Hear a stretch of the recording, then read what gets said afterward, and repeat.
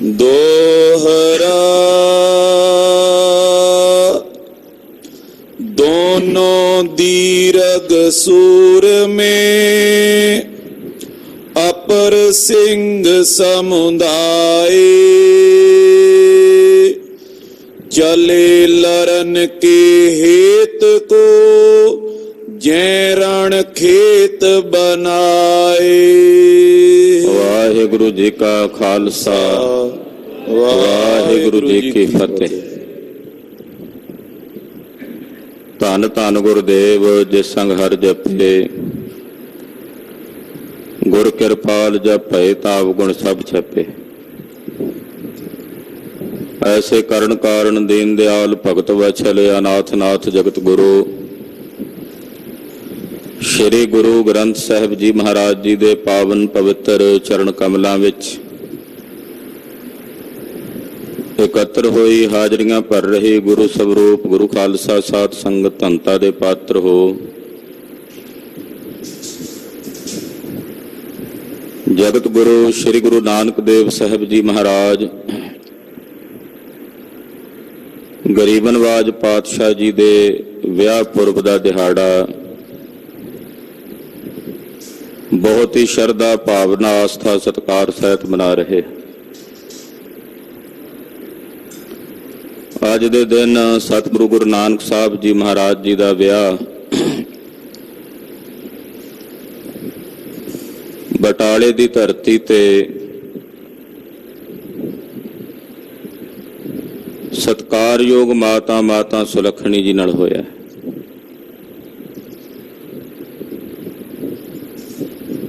गृहस्थ मार्ग जगत गुरु गुरु नानक साहब ने धारण किया।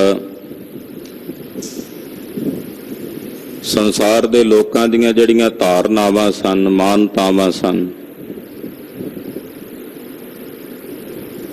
कुछ बनाईयां होईयां मनोतां सन कि जिहड़ा गृहस्थी हुंदा वो मुक्त नहीं हो सकता,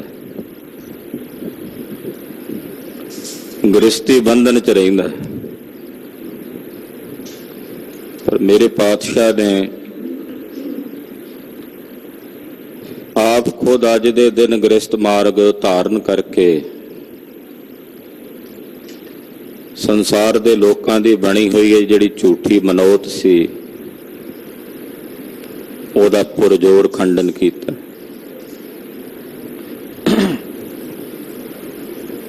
मुक्ति वास्ते गृहस्थी होना या ना होना ये बात नहीं है।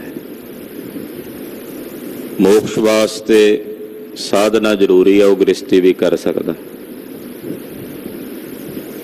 मोक्ष वास्ते चंगे कर्मां की जरूरत है, वो गृहस्थी भी कर सकता। ऐसे दीन दयाल सतगुरु श्री गुरु नानक देव साहिब जी महाराज जी दे विवाह पुरब दियां आप सारियां संगतां नूं लख लख बधाइयां हैं। गरीब नवाज साहब दे चरणां विच अरजोई है, बेनती है महाराज कृपा करो सानू बधाई बख्शो अपने नाम दी, अपनी भगती दी, अपनी सेवा ते सिमरन दी, खुशियां ते खेड़ियां दी। लड़ीवार कथा इतिहास गुरु कलगीधर जी दा आप जी सरवण कर रहे हो। बाबा बचित्र सिंह जी नूं महाराज जी ने थापड़ा दिता है। बड़े कीमती दो नेजे जो महाराज जी दे कोल किसी वलैत देश तो आए सन, 17,000 रुपये की लागत दे बने हुए। ਉਹਦੇ ਵਿੱਚੋਂ एक नागणी बरछा महाराज जी ने बाबा बचित्र सिंह जी नूं बख्शिया कि तुसी इस नागणी बरछे नाल हाथी नूं मारना। तरकीब दस दिती, जुगत भी दस दिती। महाराज जी की आशीष लैके भाई बचित्र सिंह जी महाराज जी कोलों विदा होए, किला लोहगढ़ साहब वाले पासे वधे ने। केसरी चंद राजा ਤਕਰੀਬਨ 1,57,000 ਫੌਜ ਢੋ ਕੇ ਲੈ ਕੇ ਆ ਰਿਹਾ ਹੈ। ਗੱਲ ਚੱਲੀ ਜੇ ਇਹ ਮਾਰਿਆ ਜਾਵੇ ਤੇ ਫੌਜਾਂ ਇਹਦੇ ਤੋਂ ਬਿਨਾਂ ਨਹੀਂ ਲੜ ਸਕਣਗੀਆਂ। ਮਹਾਰਾਜ ਜੀ ਨੇ ਬਚਨ ਕੀਤਾ, ਭਾਈ ਕਿਹੜਾ ਸਿੰਘ ਜਾਏਗਾ ਜਿਹੜਾ ਇਹਦਾ ਸਿਰ ਵੱਢ ਕੇ ਲਿਆਵੇ। ਭਾਈ ਉਦੇ ਸਿੰਘ ਨੇ ਮਹਾਰਾਜ ਜੀ ਦਾ ਹੁਕਮ ਮੰਨਿਆ। ਦੂਸਰਾ ਕਰਪਾ ਬਰਛਾ ਮਹਾਰਾਜ ਜੀ ਨੇ ਆਪਣੇ ਹੱਥੀਂ ਭਾਈ ਉਦੇ ਸਿੰਘ ਨੂੰ ਬਖਸ਼ ਕੇ ਤੋਰਿਆ ਔਰ ਆਪਣੇ ਖਜ਼ਾਨੇ ਚੋਂ, ਆਪਣੇ ਤਵੇਲੇ ਚੋਂ ਜਿਹੜਾ ਖਾਸ ਘੋੜਾ ਸੀ ਉਹ ਘੋੜਾ ਭਾਈ ਉਦੇ ਸਿੰਘ ਨੂੰ ਚੜ੍ਹਨ ਵਾਸਤੇ ਦਿੱਤਾ। ਦੋਵੇਂ ਸਿੰਘ, ਇਹਨਾਂ ਤੋਂ ਇਲਾਵਾ ਹੋਰ ਬਹੁਤ ਸਾਰੇ ਸਿੰਘ, 25 ਸਿੰਘ ਜਿਹੜੇ ਮਹਾਰਾਜ ਜੀ ਦੇ ਖਾਸ ਨਿਕਟਵਰਤੀ ਸਿੰਘ ਸਨ, ਮਹਾਰਾਜ ਜੀ ਦੇ ਪਲੰਗੇ ਦੇ ਸੇਵਾਦਾਰ, ਉਹ ਸਾਰੇ ਇੱਕ ਤੋਂ ਇੱਕ ਚੜ੍ਹਦੀ ਕਲਾ ਵਾਲੇ ਹਨ। ਪੂਰਬਲੇ ਜਨਮਾਂ ਦੀ ਭਗਤੀ ਹੈ ਇਹਨਾਂ ਸਾਰਿਆਂ ਸਿੱਖਾਂ ਦੀ। ਪੂਰਬ ਜਨਮ ਦੇ ਵੀ ਗੁਰੂ ਘਰ ਦੇ ਸੇਵਕ ਹਨ। ਪੂਰਬ ਜਨਮ ਹਮ ਤੁਮਰੇ ਸੇਵਕ, ਗੁਰਬਾਣੀ ਦਾ ਵੀ ਮਹਾਵਾਕ ਹੈ। ਮਹਾਰਾਜ ਅਸੀਂ ਤਾਂ ਪਿਛਲੇ ਜਨਮਾਂ ਦੇ ਤੁਹਾਡੇ ਸੇਵਕ ਹਾਂ, ਕਿਵੇਂ ਮਿਟ ਜਾਈਏ, ਕਿਵੇਂ ਦੂਰ ਹੋ ਜਾਈਏ ਤੁਹਾਡੇ ਤੋਂ। ਛੇਵੇਂ ਪਾਤਸ਼ਾਹ ਸ੍ਰੀ ਗੁਰੂ ਹਰਗੋਬਿੰਦ ਸਾਹਿਬ ਜੀ ਮਹਾਰਾਜ ਜੀ ਦੇ ਨਾਲ ਜਿਹੜੇ ਸਿੰਘ ਲੋਹਗੜ੍ਹ ਸਾਹਿਬ ਸ੍ਰੀ ਅੰਮ੍ਰਿਤਸਰ ਸਾਹਿਬ ਵਿਖੇ ਸ਼ਹੀਦ ਹੋਏ, ਭਾਈ ਨਿਹਾਲਾ ਜੀ ਹੋਣੀ, ਗੁਰੂ ਹਰਗੋਬਿੰਦ ਸਾਹਿਬ ਕੋਲੋਂ ਉਹਨਾਂ ਨੇ ਵਾਰੇ ਮੰਗਿਆ ਸੀ, ਮਹਾਰਾਜ ਕਿਰਪਾ ਕਰੋ, ਜਦੋਂ ਦੁਬਾਰਾ ਆਓ ਅਸੀਂ ਫਿਰ ਤੁਹਾਡੇ ਨਾਲ ਆਈਏ। ਇਹ ਬਚਨ ਵੱਡੇ ਮਹਾਂਪੁਰਸ਼ ਸੰਤ ਗਿਆਨੀ ਗੁਰਬਚਨ ਸਿੰਘ ਜੀ ਸੁਣਾਇਆ ਕਰਦੇ ਸਨ। ਦਾਸ ਨੂੰ ਇਹ ਬਚਨ ਸਿੰਘ ਸਾਹਿਬ ਗਿਆਨੀ ਮੋਹਨ ਸਿੰਘ ਜੀ ਹੋਣਾ ਨੇ ਸੁਣਾਇਆ। ਸੋ ਮਹਾਂਪੁਰਸ਼ਾਂ ਦੀਆਂ ਖੇਡਾਂ ਹਨ, ਅਨੁਭਵ ਹਨ। ਇਹ ਇੱਕ ਤੋਂ ਇੱਕ ਚੜ੍ਹਦੀ ਕਲਾ ਵਾਲੇ ਸਿੰਘ ਰਣ ਭੂਮੀ ਵਿੱਚ, ਜੰਗ ਦੇ ਮੈਦਾਨ ਵਿੱਚ ਜੂਝ ਰਹੇ ਨੇ। ਆਓ, ਜਿਵੇਂ ਭਾਈ ਬਚਿੱਤਰ ਸਿੰਘ ਤੇ ਭਾਈ ਉਦੇ ਸਿੰਘ ਜੀ ਗੁਰੂ ਕਲਗੀਧਰ ਪਾਤਸ਼ਾਹ ਦਾ ਬਲ ਪ੍ਰਾਪਤ ਕਰਕੇ ਰਣ ਭੂਮੀ ਵਿੱਚ ਲੜ ਰਹੇ ਨੇ, ਹੋਰ ਬਹਾਦਰ ਯੋਧੇ ਲੜ ਰਹੇ ਨੇ। ਇਹ ਸੂਰਵੀਰਾਂ ਦਾ ਇਤਿਹਾਸ ਹੈ, ਯੋਧਿਆਂ ਦਾ ਇਤਿਹਾਸ ਹੈ, ਮਰ ਜੀਵਣਿਆਂ ਦਾ ਇਤਿਹਾਸ ਹੈ, ਸਾਡੇ ਵਡੇਰਿਆਂ ਦਾ, ਸਾਡੇ ਬਜ਼ੁਰਗਾਂ ਦਾ ਇਤਿਹਾਸ ਹੈ। ਇਹ ਸਾਡਾ ਵਿਰਸਾ ਹੈ। ਆਓ ਮਨ ਬਿਰਤੀਆਂ ਗੁਰੂ ਚਰਨਾਂ ਵਿੱਚ ਜੋੜਦਿਆਂ ਆਪਣੇ ਉਹਨਾਂ ਸਮੂਹ ਸ਼ਹੀਦਾਂ ਦੇ ਚਰਨਾਂ ਵਿੱਚ ਆਪਣਾ ਸੀਸ ਝੁਕਾਉਂਦੇ ਆਖੀਏ ਜੀ, ਸਤਨਾਮ ਸ਼੍ਰੀ ਵਾਹਿਗੁਰੂ ਸਾਹਿਬ ਜੀ, ਸਤਨਾਮ ਸ੍ਰੀ ਵਾਹਿਗੁਰੂ ਸਾਹਿਬ ਜੀ। ਦੋਹਰਾ ਦੋਨੋਂ ਦੀਰਘ ਸੂਰ में ਅਪਰ ਸਿੰਘ ਸਮੁਦਾਏ। ਭਾਈ ਬਚਿੱਤਰ ਸਿੰਘ ਜੀ ਔਰ ਭਾਈ ਉਦੇ ਸਿੰਘ ਜੀ ਦੋਵੇਂ ਹੀ ਬੜੇ ਯੋਧੇ ਸੂਰਮੇ ਹਨ। ਇਹਨਾਂ ਤੋਂ ਇਲਾਵਾ ਹੋਰ ਬਹੁਤ ਸਾਰੇ ਸਿੰਘ ਸੂਰਮੇ ਬਹਾਦਰ ਯੋਧੇ ਉਹ ਗੁਰੂ ਕਲਗੀਧਰ ਜੀ ਦੀ ਆਗਿਆ ਲੈ ਕੇ ਚੱਲੇ ਹਨ। ਚਲੇ ਲਰਨ ਕੇ ਹੇਤ ਕੋ ਜੈ ਰਣ ਖੇਤ ਬਨਾਏ। ਜਿੱਥੇ ਜੰਗ ਦਾ ਮੈਦਾਨ ਭਖਿਆ ਹੋਇਆ ਰਣ ਭੂਮੀ ਹੈ, ਕਿਲਾ ਲੋਹਗੜ੍ਹ ਸਾਹਿਬ ਦੇ ਨੇੜੇ ਵੈਰੀ ਦਲ ਨੂੰ ਰੋਕਣ ਵਾਸਤੇ ਮੋਰਚੇ ਬੰਦੀਆਂ ਕੀਤੀਆਂ ਹੋਈਆਂ ਨੇ। ਇਹ ਸਾਰੇ ਸਿੰਘ ਉਸ ਜਗ੍ਹਾ ਤੇ ਚੱਲ ਕੇ ਆਏ ਨੇ ਬੜੇ ਧੀਰਜ ਨਾਲ। ਚੰਪਕ ਮਾਲਾ ਚੰਦ ਦੀਰਘ ਰੋਰਾ ਦ્વੈ ਦਿਸ਼ ਹੋਆ। ਬੜਾ ਭਿਆਨਕ ਸ਼ੋਰ ਦੋਹੀਂ ਪਾਸੀ ਸੁਣਾਈ ਦੇ ਰਿਹਾ ਹੈ। ਚਾਹਤ ਹਾਥੀ ਕੋ ਤਬ ਟੋਆ। ਉਧਰੋਂ ਪਹਾੜੀਏ ਹਾਥੀ ਨੂੰ ਢੋ ਕੇ ਕਿਲਾ ਲੋਹਗੜ੍ਹ ਦੇ ਬਿਲਕੁਲ ਨੇੜੇ ਲਿਆ ਕੇ ਦਰਵਾਜ਼ੇ ਵਿੱਚ ਮਾਰਨਾ ਚਾਹੁੰਦੇ ਹਨ। ਸਿੰਘ ਗਏ ਕੋਰੇ ਅਸਵਾਰਾ। ਇਧਰ ਘੋੜ ਸਵਾਰ ਸਿੰਘ ਬਹਾਦਰ ਯੋਧੇ ਭਾਈ ਉਦੇ ਸਿੰਘ ਬਚਿੱਤਰ ਸਿੰਘ ਦੇ ਨਾਲ ਗਏ ਹਨ। ਲੋਹਗੜ੍ਹੀ ਦਵਾਰ ਨਿਹਾਰਾ। ਜਾ ਕੇ ਕਿਲਾ ਲੋਹਗੜ੍ਹੀ ਦਾ, ਜੇ ਲੋਹਗੜ੍ਹ ਦਾ ਜਿਹੜਾ ਦਰਵਾਜ਼ਾ ਹੈ ਉਹ ਵੇਖਿਆ ਪਹਾੜੀਆਂ ਨੇ ਨੇੜੇ ਆ ਕੇ। ਨਾਹਰ ਸਿੰਘ ਗੰਭੀਰ ਬਿਸਾਲਾ। ਕਿਲੇ ਦੇ ਦਰਵਾਜ਼ੇ ਦੇ ਉੱਤੇ ਜਿਹੜਾ ਸਿੰਘ ਪਹਿਰੇ ਤੇ ਖਲੋਤਾ ਹੈ ਭਾਈ ਨਾਹਰ ਸਿੰਘ ਹੈ। ਨਾਂ ਵੀ ਨਾਹਰ ਹੈ ਤੇ ਹੈ ਵੀ ਨਾਹਰ ਵਾਂਗੂ ਬਲੀ ਯੋਧਾ। बीच त्रियो लै ਸਿੰਘਨ जाला। ਉਸ ਕਿਲੇ ਦੇ ਅੰਦਰ ਦਰਵਾਜ਼ੇ ਦੇ ਉੱਤੇ ਵੀ ਦਰਵਾਜ਼ਾ ਕੋਈ ਤੋੜ ਨਾ ਸਕੇ ਦੁਸ਼ਮਣ। ਅੰਦਰ ਭਾਈ ਨਾਹਰ ਸਿੰਘ ਜੀ ਕੁਝ ਸਿੰਘਾਂ ਦਾ ਜਥਾ ਲੈ ਕੇ ਮੋਰਚਾਬੰਦੀ ਕਰਕੇ ਬੈਠੇ ਹਨ। ਕਾਸ਼ਟ ਪ੍ਰਿਸ਼ਟਾ ਹੱਥ ਸੰਭਾਰੇ। ਇਹਨਾਂ ਯੋਧਿਆਂ ਦੇ ਹੱਥਾਂ ਵਿੱਚ ਕਾਸਟ ਪਿਸਟਣੀਆਂ। ਕਾਸਟ ਪਿਸਟਣੀ ਦਾ ਮਤਲਬ ਹੁੰਦਾ ਜਿਹਦਾ ਪਿਛਲਾ ਸਿਰਾ ਪਿੱਠ ਜਿਹੜੀ ਆ ਉਹ ਲੱਕੜ ਦੀ ਹੋਵੇ। ਜਿਹਦੀ ਪਿਛਲੀ ਸਿਰਾ ਜਿਹੜਾ ਉਹਨੂੰ ਲੱਕੜ ਦਾ ਹੋਵੇ ਉਹਨੂੰ ਕਾਸਟ ਪਿਸਟਣੀ ਯਾਨੀ ਕਿ ਬੰਦੂਕ। ਬੰਦੂਕ ਦਾ ਪਿਛਲਾ ਜਿਹੜਾ ਬੱਟ ਹੁੰਦਾ ਹੈ ਉਹ ਲੱਕੜ ਦਾ ਹੋਣ ਕਰਕੇ ਇਹਨੂੰ ਕਾਸਟ ਪਿਸਟਣੀ ਕਹਿੰਦੇ ਆ। ਕਾਸਟ ਪਿਸਟਣੀ ਨਾਂ ਗਰੀਬ ਨਵਾਜ ਪਾਤਸ਼ਾਹ ਨੇ ਸ਼ਸਤਰਨਾਮ ਮਾਲਾ ਚ ਸ੍ਰੀ ਦਸਮ ਬਾਣੀ ਚ ਲਿਖਿਆ। ਉਹ ਕਾਸਟ ਪਿਸਟਣੀਆਂ ਬੰਦੂਕਾਂ ਇਹਨਾਂ ਯੋਧਿਆਂ ਦੇ ਹੱਥਾਂ ਵਿੱਚ ਹਨ। ਡਾਲ ਦੁਗੋਰੀ ਹੋਏ ਕਰ ਤਿਆਰੇ। ਬੰਦੂਕਾਂ ਵਿੱਚ ਦੋ ਦੋ ਗੋਲੀਆਂ ਪਾ ਕੇ ਬੰਦੂਕਾਂ ਤਿਆਰ ਕੀਤੀਆਂ ਹੋਈਆਂ ਯੋਧਿਆਂ ਨੇ। ਛੋਰਤ ਬੈਰੀ ਹੀਰ ਤੇ ਆਏ। ਜਦੋਂ ਦੁਸ਼ਮਣ ਨੇੜੇ ਆਉਂਦਾ ਢੁਕਦਾ ਵੇਖਦੇ ਨੇ ਗੋਲੀਆਂ ਤੜਾਕ ਦੇ ਕੇ ਛੱਡ ਕੇ ਮਾਰਦੇ ਹਨ। ਦੇ ਉਤਸਾਹੰਗ ਵੀਰ ਬਦਾਏ। ਯੋਧਿਆਂ ਵਿੱਚ ਬੜਾ ਵੱਡਾ ਭਾਰੀ ਉਤਸ਼ਾਹ ਹੈ। ਸੂਰਮਿਆਂ ਚ ਚਾਹ ਹੈ ਲੜਨ ਤੇ ਮਰਨ ਦਾ।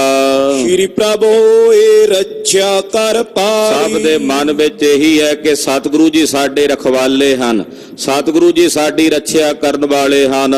ਨਾਮ ਸੁਲੀਜੇ ਜੈ ਰਣਕਾਰੀ। ਭਾਈ ਨਾਹਰ ਸਿੰਘ ਜੀ ਕਹਿੰਦੇ ਹੋ ਸਿੰਘੋ ਬਹਾਦਰੋ ਕਲਗੀਧਰ ਦਾ ਨਾਂ ਲੈ ਕੇ ਲੜੋ, ਕਿਉਂਕਿ ਕਲਗੀਧਰ ਦਾ ਨਾਂ ਲੈ ਕੇ ਜੰਗ ਦੇ ਮੈਦਾਨ ਵਿੱਚ ਲੜਨ ਵਾਲਿਆਂ ਦੀ ਫਤਿਹ ਹੁੰਦੀ ਹੈ, ਜਿੱਤ ਹੁੰਦੀ ਹੈ। ਇਸ ਕਰਕੇ ਦਸ਼ਮੇਸ਼ ਜੀ ਦਾ ਨਾਂ ਲੈ ਕੇ ਰਣ ਭੂਮੀ ਵਿੱਚ ਲੜੋ। ਚੰਚਲਾ ਚੰਦ ਸ਼ੇਰ ਸਿੰਘ ਦੂਸਰੋ ਸੋ ਜੂਤਨਾਥ ਬੀਚ ਵੀਰ। ਔਰ ਨਾਲ ਹੀ ਭਾਈ ਨਾਹਰ ਸਿੰਘ ਦੇ ਇੱਕ ਦੂਸਰਾ ਸਿੰਘ ਹੈ ਜਿਹੜਾ ਮੁਖੀਏ ਸਿੰਘਾਂ ਵਿੱਚੋਂ ਹੈ, ਜਿਨ੍ਹਾਂ ਨੂੰ ਕਿਲੇ ਦਾ ਨਿਗਰਾਨ ਬਣਾਇਆ ਹੋਇਆ ਹੈ। ਦੂਸਰੇ ਸਿੰਘ ਦਾ ਨਾਮ ਹੈ ਭਾਈ ਸ਼ੇਰ ਸਿੰਘ ਜੂਥਪਤ। ਜੂਥਪਤ ਕਹਿੰਦੇ ਆ ਸੈਨਾਪਤੀ ਨੂੰ। ਇਹ ਵੀ ਸੈਨਾਪਤੀ ਆ, ਬੜਾ ਬਲੀ ਯੋਧਾ ਹੈ। ਤਿਆਰ ਜੰਗ ਖੇਤ ਕੋ ਸੋ ਲੋਹ ਕੋਟ ਪੋਰ ਤੀਰ। ਗੜ ਕਿਲੇ ਦਾ ਜਿਹੜਾ ਦਰਵਾਜ਼ਾ ਹੈ ਉਹਦੇ ਬਾਹਰਲੇ ਪਾਸੇ ਆ ਕੇ ਵੀ ਦੁਸ਼ਮਣ ਨੇੜੇ ਆਵੇ ਕਿਲੇ ਦੇ ਤੇ ਉਹਨਾਂ ਨੂੰ ਮਾਰ ਕੇ ਢੱਕਰੇ ਕਰ ਦਈਏ। ਭਾਈ ਸ਼ੇਰ ਸਿੰਘ ਆਪਣੇ ਨਾਲ ਦੇ ਸਾਰੇ ਜਥੇ ਸਮੇਤ ਖੜੇ ਹਨ। ਸੈਨ ਸੈਲ ਨਾਥ ਕੀ ਵਿਸਾਲ ਹੇਲ ਕਾਲ ਕਾਲ। ਉਧਰੋਂ ਪਹਾੜੀ ਰਾਜਿਆਂ ਦੀ ਬੜੀ ਵੱਡੀ ਸੈਨਾ, ਬੜੀ ਵੱਡੀ ਗਿਣਤੀ ਦੀ ਫੌਜ, ਟਿੱਡੀ ਦਲ, ਜਿਹਨੂੰ ਪ੍ਰੇਰ ਕੇ ਰਾਜਾ ਕੇਸਰੀ ਚੰਦ ਤੇ ਉਹਦੇ ਸੈਨਾਪਤੀ ਲੈ ਕੇ ਆ ਰਹੇ ਨੇ। ਮਾਰ ਮਾਰ ਬੋਲਤੀ ਪੁਕਾਰ ਪੂਰ ਡਾਲ ਡਾਲ। ਮਾਰ ਦਿਓ, ਮੁਕਾ ਦਿਓ, ਖਤਮ ਕਰ ਦਿਓ, ਇਸ ਪ੍ਰਕਾਰ ਦੀ ਆਵਾਜ਼ ਨਾਲ ਬੋਲਦਿਆਂ ਹੋਇਆਂ ਆਕਾਸ਼ ਨੂੰ ਗੁੰਜਾਉਂਦਿਆਂ ਹੋਇਆਂ ਆ ਰਹੇ ਹਨ। ਸ਼੍ਰੀ ਗੁਰੂ ਬਿਲੋਕ ਤੇ ਉਤੰਗ ਥਾਨ ਪੈ ਥਿਰੰਤ। ਇਧਰ ਕਲਗੀਧਰ ਜੀ ਇੱਕ ਉੱਚੇ ਦਮਦਮੇ ਤੇ ਬੈਠੇ ਲੋਹਗੜ੍ਹ ਵਾਲੇ ਪਾਸੇ ਨਿਗਾਹ ਮਾਰ ਕੇ ਰਣ ਭੂਮੀ ਦਾ ਪੂਰਾ ਮੁਆਇਨਾ ਕਰਕੇ ਵੇਖ ਰਹੇ ਨੇ।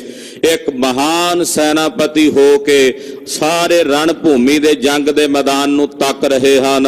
ਜੰਗ ਮੈਂ ਉਮੰਗ ਕਹਿ ਤੋ ਫੰਗ ਸੰਗ ਪੰਗੇ ਅੰਤ। ਜੰਗ ਦੇ ਮੈਦਾਨ ਦੇ ਵਿੱਚ ਬੰਦੂਕਾਂ ਚੱਲੀਆਂ ਨੇ ਯੋਧਿਆਂ ਦੇ ਹੱਥਾਂ ਵਿੱਚੋਂ ਕੜਾਕ ਦੇ ਕੇ। ਅਨੇਕਾਂ ਪਹਾੜੀਆਂ ਦੇ ਅੰਗ ਜਦੋਂ ਕਿਲਿਆਂ ਦੇ ਵਿੱਚੋਂ ਲੋਹਗੜ੍ਹ ਕਿਲੇ ਦੇ ਵਿੱਚੋਂ ਗੋਲੀਆਂ ਚੱਲੀਆਂ, ਕਈਆਂ ਦੇ ਅੰਗ ਭੰਨੇ ਗਏ। ਗੋਰੀਆਂ ਦੋ ਓਰੀਆਂ ਸੋ ਛੋਰਿਆਂ ਸਰੀਰ ਫੋਰ। ਭਾਈ ਸਾਹਿਬ ਦੀ ਕਵਿਤਾ ਵੀ ਜੋਬਨ ਤੇ ਆ ਜਾਂਦੀ ਹੈ ਜਦੋਂ ਜੰਗ ਦੇ ਮੈਦਾਨ ਦਾ ਵਰਣਨ ਕਰਦੇ ਐ। ਕਹਿੰਦੇ ਦੋ ਗੋਰੀਆਂ ਦੋ ਦੋ ਗੋਲੀਆਂ ਦੋਹਾਂ ਪਾਸਿਓਂ ਛੱਡੀਆਂ ਜਾ ਰਹੀਆਂ ਨੇ, ਦੋਹਾਂ ਪਾਸਿਓਂ ਚਲਾਈਆਂ ਜਾ ਰਹੀਆਂ ਹਨ। ਗੇਰੀਆਂ ਕਨੇਰੀਆਂ ਬਿਖੇਰੀਆਂ ਜੇ ਲੋਥ ਕੋਰ। ਇੱਕੋ ਜਿਹੇ ਸ਼ਬਦ ਚੱਲ ਰਹੇ ਨੇ, ਬੜਾ ਸੋਹਣਾ ਅਲੰਕਾਰ ਵਰਤ ਰਹੇ ਨੇ ਭਾਈ ਸਾਹਿਬ। ਹਾਂਜੀ ਦੁਬਾਰਾ ਪੜੋ ਜੀ। ਗੇਰੀਆਂ ਕਨੇਰੀਆਂ ਬਿਖੇਰੀਆਂ ਜੇ ਲੋਥ ਕੋਰ। ਕਹਿੰਦੇ ਅਨੇਕਾਂ ਲੋਥਾਂ ਜਿਹੜੀਆਂ ਨੇ ਉਹ ਰਣ ਭੂਮੀ ਵਿੱਚ ਗੇਰੀਆਂ ਸੁੱਟ ਦਿੱਤੀਆਂ ਨੇ, ਢੇਰ ਕਰਕੇ ਰੱਖ ਦਿੱਤੀਆਂ ਹਨ।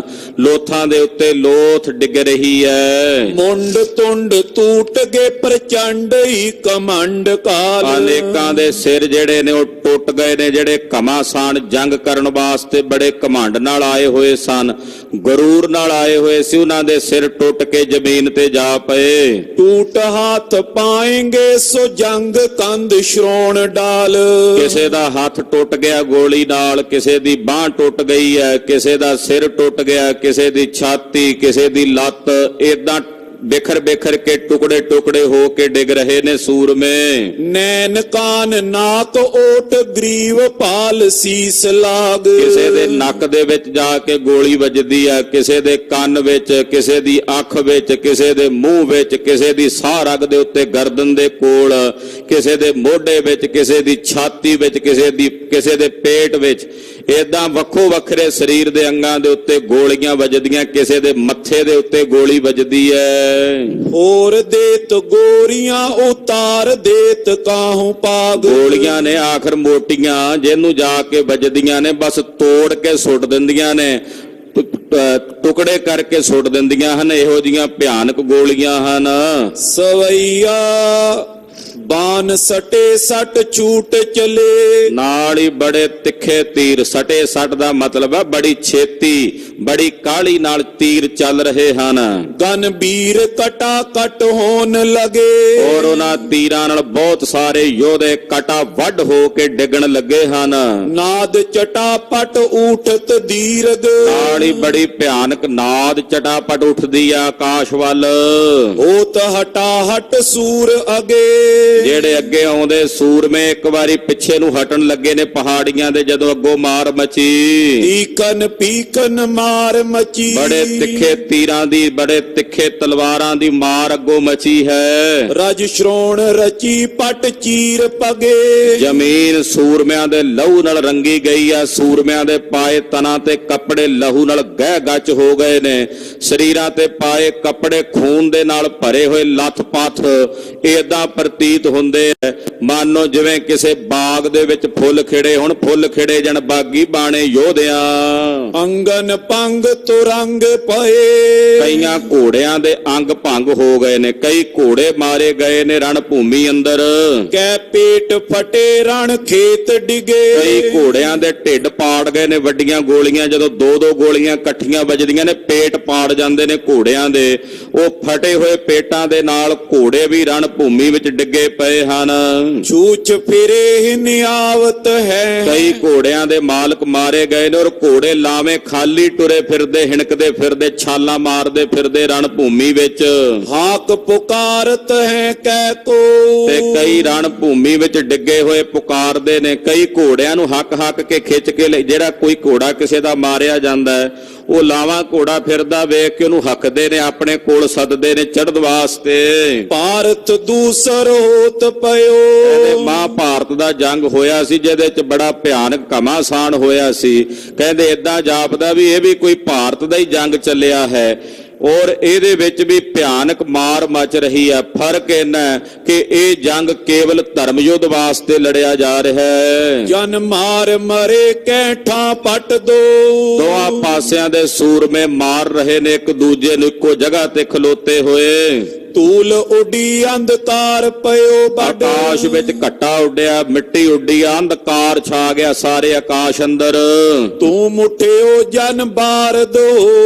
ਧੂਆਂ ਉੱਠਿਆ ਬੰਦੂਕਾਂ ਦੇ ਚੱਲਣ ਦਾ, ਏਦਾਂ ਜਾਪਦਾ ਜਿਵੇਂ ਬੱਦਲ ਬਣ ਗਏ ਹੁਣ ਆਕਾਸ਼ ਦੇ ਵਿੱਚ। ਹੋਏ ਪ੍ਰਕਾਸ਼ ਬਾਰੂਦ ਤੁਖੇ। ਤੇ ਉਸ ਬੱਦਲ ਦੇ ਵਿੱਚ ਜਿਹੜੀ ਘਟਾ ਛਾਈ ਹੋਈ ਆ ਧੂੜ ਦੇ ਨਾਲ ਜਾਂ ਧੂਏ ਦੇ ਨਾਲ, ਉਹਦੇ ਵਿੱਚ ਜਦੋਂ ਬੰਦੂਕ ਚੱਲਦੀ ਆ ਤੇ ਉਹਦੀ ਜਿਹੜੀ ਅੱਗ ਨਿਕਲਦੀ ਆ, ਏਦਾਂ ਜਾਪਦਾ ਜਿਵੇਂ ਬੱਦਲ ਵਿੱਚ ਬਿਜਲੀਆਂ ਚਮਕਦੀਆਂ ਹੋਣ। ਤੜਤਾ ਸਮਤਾ ਕੋ ਪਾਵਤ ਸੋ। ਏਦਾਂ ਜਾਪਦਾ ਜਿਵੇਂ ਕੋਈ ਬਿਜਲੀ ਦੀ ਚਮਕ ਹੋਵੇ ਬੰਦੂਕਾਂ ਦੀ। ਜਦੋਂ ਆਵਾਜ਼ ਆਉਂਦੀ ਹੈ ਨਾ, ਬੰਦੂਕ ਚੱਲਦੀ ਹੈ, ਅੱਗੋਂ ਅੱਗ ਜੀ ਨਿਕਲਦੀ ਆ, ਉਹ ਏਦਾਂ ਜਾਪਦਾ ਜਿਵੇਂ ਕਿਸੇ ਕਾਲੇ ਰੰਗ ਦੇ ਬੱਦਲਾਂ ਵਿੱਚ ਬਿਜਲੀ ਚਮਕ ਰਹੀ ਹੋਵੇ। ਰਸਾਵਲ ਚੰਦ ਦਏ ਬ੍ਰਿੰਦ ਨੇਜੇ ਕਹਿਲੂਰੀ ਸੋ ਭੇਜੇ। ਉਧਰ ਰਾਜੇ ਕਹਿਲੂਰੀ, ਰਾਜੇ ਭੀਮ ਚੰਦ ਨੇ ਬਹੁਤ ਸਾਰੇ ਨੇਜ਼ੇ ਦੇ ਕਰਕੇ ਬਹੁਤ ਸਾਰੇ ਸਿਪਾਹੀ ਅੱਗੇ ਭੇਜੇ ਹਨ। ਮਤੰਗੇ ਪਿਚਾਰੀ ਕਰੋ ਜਾਏ ਮਾਰੀ। ਉਹ ਜਿਹੜੇ ਨੇਜਿਆਂ ਵਾਲੇ ਨੇ ਹਾਥੀ ਦੇ ਪਿੱਛੇ ਲਾਏ ਨੇ ਹਾਥੀ ਨੂੰ, ਕਿਉਂਕਿ ਨੇਜਿਆਂ ਨਾਲ ਟੋਰਦੇ ਸੀ। ਹਾਥੀ ਦੇ ਉੱਤੇ ਬਹਿ ਕੇ ਮਹਾਵਤ ਨਹੀਂ ਸੀ ਉਹਨੂੰ ਚਲਾ ਸਕਦਾ ਮਸਤ ਹਾਥੀ ਨੂੰ। ਉਹ ਨੇਜਿਆਂ ਨਾਲ ਉਹਨੂੰ ਹੌਲੇ ਹੌਲੇ ਚੋਭਾਂ ਜੀਆਂ ਮਾਰ ਕੇ ਅੱਗੇ ਟੋਰਦੇ ਨੇ।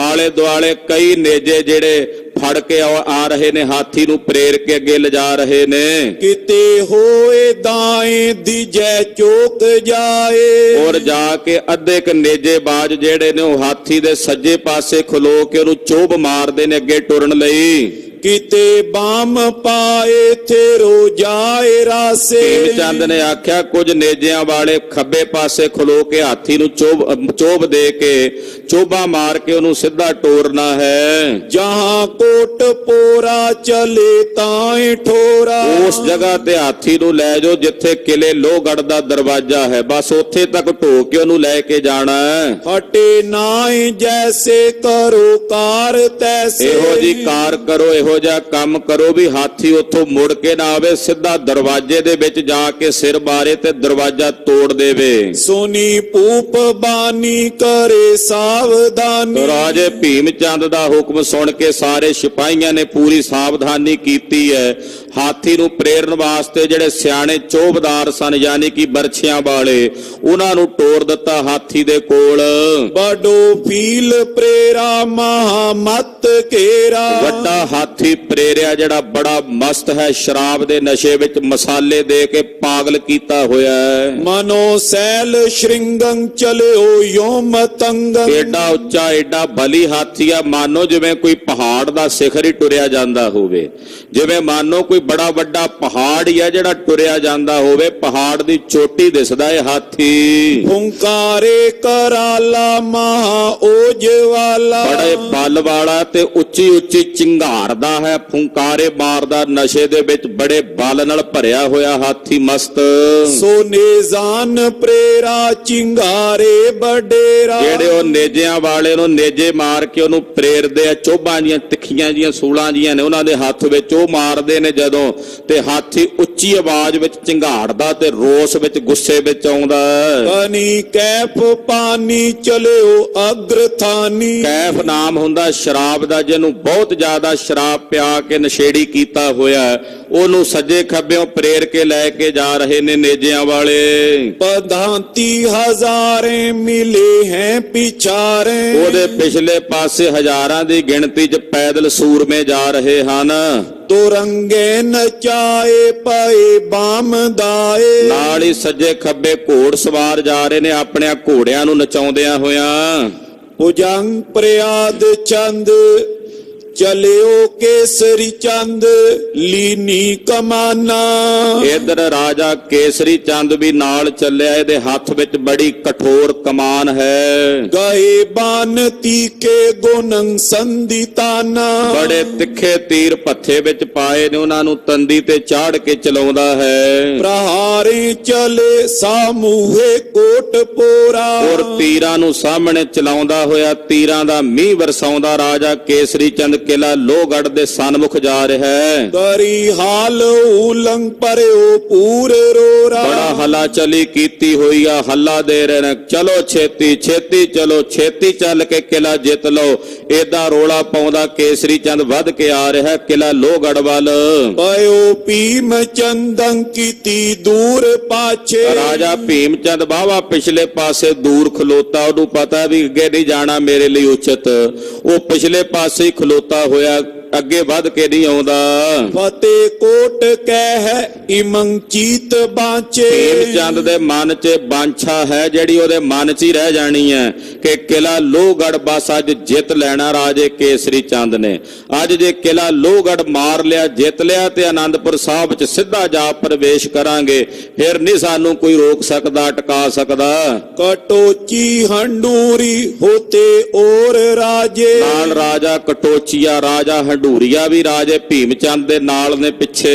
ਪਏ ਬਾਮ ਦਾਏ ਚਲੇ ਜੁੱਧ ਕਾਜੇ। ਇਦਾਂ ਬਹੁਤ ਸਾਰੇ ਸੈਨਾਪਤੀਆਂ ਰਾਜਿਆਂ ਨੂੰ ਸੱਜੇ ਖੱਬੇ ਲੈ ਕੇ ਕੇਸਰੀ ਚੰਦ ਚੱਲ ਪਿਆ। ਦਉ ਸਿੰਘ ਜੋਧੇ ਗੁਰੂ ਆਪ ਭੇਜੇ। ਇਧਰੋਂ ਜਿਹੜੇ ਦੋ ਯੋਧੇ ਸਿੰਘ, ਭਾਈ ਬਚਿੱਤਰ ਸਿੰਘ, ਭਾਈ ਉਦੈ ਸਿੰਘ ਨੂੰ ਖੁਦ ਕਲਗੀਧਰ ਜੀ ਨੇ ਪ੍ਰੇਰ ਕੇ ਭੇਜਿਆ ਹੈ। ਬਰੇ ਕੋਟ ਮੈਂ ਜਾਏ ਲੀਨੇ ਸੋਨੇਜ਼ੇ। ਪਹਿਲਾਂ ਕਿਲਾ ਕਿਲਾ ਲੋਹਗੜ੍ਹ ਦੇ ਵਿੱਚ ਆਏ ਨੇ। ਉੱਥੇ ਕਿਉਂਕਿ ਸਿੱਧਾ ਨਹੀਂ ਸੀ ਪਹੁੰਚ ਸਕਦੇ, ਦੁਸ਼ਮਣ ਨੇੜੇ ਆਵੇਗਾ ਤੇ ਮੌਕਾ ਵੇਖ ਕੇ ਹਮਲਾ ਕਰਨਾ ਸੀ। ਭਾਈ ਬਚਿੱਤਰ ਸਿੰਘ, ਭਾਈ ਉਦੈ ਸਿੰਘ ਜੀ ਆਪਣੇ ਨਾਲ ਦੇ ਸਾਥੀਆਂ ਸਮੇਤ ਪਹਿਲਾਂ ਕਿਲਾ ਲੋਹਗੜ੍ਹ ਦੇ ਅੰਦਰ ਆ ਕੇ ਲੜਨ ਲੱਗੇ ਹਨ। ਜਿਤੇ ਸਿੰਘ ਸੰਗੀ ਕਰੇ ਜ਼ੋਰ ਆਏ, ਜਿੰਨੇ ਸਿੰਘ ਨਾਲ ਨੇ ਬੜੇ ਬਲ ਦੇ ਨਾਲ ਆਏ ਹਨ। ਤੋ ਪੰਗੇ ਪ੍ਰਾਰੇ ਤੜਾਕੇ ਉਠਾਏ, ਬੰਦੂਕਾਂ ਦੀਆਂ ਗੋਲੀਆਂ ਤੜਾਕ ਦੇ ਕੇ ਚਲਾਉਂਦੇ ਨੇ, ਭਿਆਨਕ ਆਵਾਜ਼ ਸੁਣਾਈ ਦਿੰਦੀ ਹੈ। ਦੋਹਰਾ ਹੁਤੋ ਅਗਮਪੁਰ ਮੋਰਚਾ, ਤਹਾਂ ਪਰਿਓ ਕਮਸਾਨ। ਜਿੱਥੇ ਸਤਿਕਾਰਯੋਗ ਮਾਤਾ ਜੀਤੋ ਜੀ ਦਾ ਅੰਗੀਠਾ ਹੈ, ਗੁਰਦੁਆਰਾ ਸ੍ਰੀ ਅਗੰਮਪੁਰਾ ਸਾਹਿਬ, ਇੱਕ ਮੋਰਚਾ ਸਿੰਘਾਂ ਦਾ ਇੱਥੇ ਸੀ। ਲੋਹਗੜ੍ਹ ਤੋਂ ਕੁਝ ਅੱਗੇ ਜਾ ਕੇ ਅਗੰਮਪੁਰਾ ਸਾਹਿਬ, ਜਿੱਥੇ ਖਾਲਸੇ ਦੇ ਸਿੰਘਾਂ ਨੇ ਮੋਰਚਾਬੰਦੀ ਕੀਤੀ ਹੋਈ ਸੀ, ਉੱਥੇ ਵੀ ਸਿੰਘਾਂ ਦਾ ਇੱਕ ਮੋਰਚਾ ਸੀ। ਥੀਰੇ ਸਿੰਘ ਛੋਰੇ ਨਹੀਂ ਪਰੇ ਪਹਾੜੀ ਆਨ। ਲੋਹਗੜ੍ਹ ਕਿਲੇ ਤੋਂ ਪਹਿਲਾਂ ਅਗੰਮਪੁਰੇ ਸਿੰਘਾਂ ਨੇ ਪਹਾੜੀਆਂ ਨੂੰ ਰੋਕਿਆ ਹੈ, ਇਹਦੇ ਵੀ ਸਿੱਧਾ ਲੋਹਗੜ੍ਹ ਤੱਕ ਪਹੁੰਚ ਜਾਣ। ਉਸ ਤੋਂ ਪਹਿਲਾਂ ਅਗੰਮਪੁਰੇ ਵਾਲੀ ਜਿਹੜੀ ਜਗ੍ਹਾ ਹੈ, ਉੱਥੇ ਸਿੰਘਾਂ ਨੇ ਮੋਰਚਾਬੰਦੀ ਕਰਕੇ ਐਨ ਪੂਰਨ ਤੌਰ ਤੇ ਅੜ ਕੇ ਪਹਾੜੀਆਂ ਨੂੰ ਰੋਕਿਆ ਹੈ। ਭੁਜੰਗ ਪ੍ਰਿਆਦ ਚੰਦ ਬੜੇ ਓਜ ਲਾਏ, ਤੋ ਪੰਗੇ ਪ੍ਰਹਾਰੀ। ਬੜਾ ਪੂਰਾ ਓਜ ਲਾ ਕੇ ਅਗੰਮਪੁਰਾ ਸਾਹਿਬ ਵਿਖੇ ਸਿੰਘ ਬਹਾਦਰੀ ਨਾਲ ਪਹਾੜੀਆਂ ਨੂੰ ਰੋਕ ਰਹੇ ਨੇ, ਗੋਲੀਆਂ ਦਾਗ ਕੇ। ਤਬੇ ਆਨ ਟੂਕੇ ਸਮੂਹੰ ਪਹਾਰੀ। ਹੁਣ ਪਹਾੜੀਏ ਕਿਹੜਾ ਥੋੜੇ ਸੀ, 1.5 ਲੱਖ ਫੌਜ ਹੈ ਦੁਸ਼ਮਣਾਂ ਦੀ, ਸਾਰੇ ਇਕੱਠੇ ਹੋ ਕੇ ਢੁੱਕ ਕੇ ਅਗੰਮਪੁਰੇ ਦੇ ਨੇੜੇ ਆ ਗਏ। ਚਲੀ ਬ੍ਰਿੰਦ ਗੋਰੀ ਮਰੇ ਵੀਰ ਕੇਤੇ, ਅਨੇਕਾਂ ਗੋਲੀਆਂ ਚੱਲੀਆਂ, ਅਨੇਕਾਂ ਯੋਧੇ ਮਾਰੇ ਗਏ ਰਣ ਭੂਮੀ ਅੰਦਰ। ਤਹੂ ਨਾਏ ਛੋਰੇ ਰੁਪੇ ਸਿੰਘ ਜੇਤੇ। ਅਗੰਮਪੁਰੇ ਵਿੱਚ ਬੈਠੇ ਸਿੰਘਾਂ ਨੇ ਫਿਰ ਵੀ ਮੋਰਚਾ ਨਹੀਂ ਛੱਡਿਆ, ਹਾਲਾਂਕਿ ਬਿਲਕੁਲ ਥੋੜੀ ਗਿਣਤੀ ਵਿੱਚ ਸਨ ਯੋਧੇ। ਕਰਾ ਚੋਲ ਕਾਡੇ ਪਏ ਹੱਥ ਵਥੰ। ਜਦੋਂ ਬੰਦੂਕਾਂ ਦੀਆਂ ਗੋਲੀਆਂ, ਕਿਉਂਕਿ ਬਿਲਕੁਲ ਨੇੜੇ ਢੁੱਕ ਗਏ ਜਦੋਂ ਪਹਾੜੀਏ, ਫਿਰ ਕਰਾ ਚੋਲਾਂ ਤਲਵਾਰਾਂ ਧੂ ਕੇ ਲੜ ਕੇ ਹੱਥੋਂ ਹੱਥ ਲੜਨ ਲੱਗੇ। ਮਾਰੇ ਸਿੰਘ ਮਾਰੇ ਪਹਾੜੀ ਪਰਮਥੰ। ਏਦਾਂ ਬਹੁਤ ਸਾਰੇ ਪਹਾੜੀਆਂ ਨੂੰ ਇੱਕ ਇੱਕ ਸਿੰਘ ਨੇ ਮਾਰਿਆ, 15-15 20-20 ਪਹਾੜੀਏ ਮਾਰ ਕੇ ਤਾਂ ਸਿੰਘ ਸ਼ਹੀਦੀਆਂ ਪਾਣ ਲੱਗੇ। ਰਾਏ ਆਨ ਥੋੜੇ ਸੋਲੀ ਨੇ ਤਕਾਈ। ਔਰ ਕਹਿੰਦੇ ਹੁਣ ਸਿੰਘ ਬਿਲਕੁਲ ਹੀ ਥੋੜੇ ਰਹਿ ਗਏ, ਜਦੋਂ ਫਿਰ ਪਹਾੜੀਆਂ ਨੇ ਆਪਣਾ ਜ਼ੋਰ ਪਾ ਲਿਆ, ਉਹਨਾਂ ਦੀ ਗਿਣਤੀ ਵੱਧ ਹੋਣ ਕਰਕੇ। ਲਿਓ ਮੋਰਚਾ ਮਲ ਛੂਛੰ ਤਕਾਈ। ਔਰ ਇਹ ਅਗੰਮਪੁਰੇ ਵਾਲਾ ਮੋਰਚਾ ਤਕਰੀਬਨ ਖਾਲੀ ਹੋ ਗਿਆ, ਜਿੰਨੇ ਇੱਥੇ ਸਿੰਘ ਸਨ ਮੋਰਚੇ 'ਚ ਸ਼ਹੀਦੀਆਂ ਪਾ ਗਏ। ਔਰ ਉਸ ਵਕਤ ਅਗੰਮਪੁਰੇ ਵਾਲਾ ਮੋਰਚਾ ਪਹਾੜੀਆਂ ਨੇ ਫਤਿਹ ਕੀਤਾ। ਪਹਿਲੀ ਵਾਰ ਇਹਨਾਂ ਨੇ 1.5 ਮਹੀਨੇ ਦੇ ਜੰਗ ਦੇ ਵਿੱਚ ਅਗੰਮਪੁਰੇ ਦਾ ਮੋਰਚਾ ਜਿੱਤਿਆ ਹੈ। ਪਹਾੜੀਆਂ ਕਾਇਰਾਂ ਗੀਦੀਆਂ ਨੇ, ਉਹ ਵੀ ਮੁੱਠੀ ਭਰ ਸਿੰਘਾਂ ਤੇ 1.5 ਲੱਖ ਫੌਜ ਨੇ ਹਮਲਾ ਕੀਤਾ। ਚਲੇ ਫੇਰ ਆਗੇ ਲਿਓ ਵਿੱਚ ਹਾਥੀ। ਅਗੰਮਪੁਰਾ ਮੋਰਚਾ ਮਾਰ ਕੇ ਪਹਾੜੀਆਂ ਅੰਦਰ ਉਤਸ਼ਾਹ ਵੱਧ ਗਿਆ ਵੀ ਸਾਡੀ ਤਾਂ ਗੱਲ ਬਣ ਗਈ ਹੈ, ਤੋ ਸਿੱਧਾ ਲੋਹਗੜ੍ਹ ਵਾਲੇ ਪਾਸੇ ਹਾਥੀ ਨੂੰ ਪ੍ਰੇਰ ਕੇ ਲੈ ਟੁਰੇ। ਜੋ ਸੈਫੰ ਪਰਮਾਵੇ ਬਦੀ ਸੁੰਡ ਸਾਥੀ। ਹਾਥੀ ਦੀ ਸੁੰਡ ਦੇ ਨਾਲ ਸੈਫ ਨਾਮ ਦੀ ਤਲਵਾਰ ਬੱਧੀ ਹੋਈ ਹੈ। ਸੈਫ ਸਿੱਧੀ ਤਲਵਾਰ ਹੁੰਦੀ, ਦੋਹਾਂ ਪਾਸੇ ਉਹਨੂੰ ਧਾਰ ਲੱਗੀ ਹੋਈ ਹੈ। ਉਹ ਆਪਣੀ ਸੁੰਡ ਦੇ ਨਾਲ ਉਸ ਸੈਫ ਤਲਵਾਰ ਨੂੰ ਭਰਮਾਉਂਦਾ ਹੈ। ਤਕਾਏ ਕੀਤੀ ਦੂਰ ਲੋ ਸਿੰਘ ਆਏ। ਉਹਨੂੰ ਧਕਾ ਕੇ ਅੱਗੇ ਤੱਕ ਲੈ ਆਏ। ਪਰੇ ਮਾਰ ਗੋਰੀਨ ਕੀ ਬੀਰ ਕਾਏ। ਔਰ ਬਹੁਤ ਸਾਰੀਆਂ ਗੋਲੀਆਂ ਚੱਲੀਆਂ, ਬਹੁਤ ਸਾਰਾ ਘਮਾਸਾਨ ਜੰਗ ਹੋਇਆ। ਜਿਹੜੇ ਸਿੰਘ ਅਗੰਮਪੁਰੇ ਮੋਰਚੇ 'ਚ ਸ਼ਹੀਦ ਹੋ ਗਏ, ਕੁਝ ਜਿਹੜੇ ਬਚੇ ਉਹਨਾਂ ਨੂੰ ਧੱਕਦਿਆਂ ਹੋਇਆਂ ਪਹਾੜੀਏ ਪਿੱਛੇ ਤੱਕ ਲੈ ਆਏ। ਪਾਏ ਕੋਟ ਕੇ ਪੋਰ ਕੋ ਸਾਮੋਹਾਈ। ਬਸ ਲੋਹਗੜ੍ਹ ਕਿਲੇ ਦੇ ਤਕਰੀਬਨ ਸਾਹਮਣੇ ਆ ਗਏ, ਨੇੜੇ ਆ ਗਏ ਜਿੰਨੇ ਪਹਾੜੀਏ ਹਨ।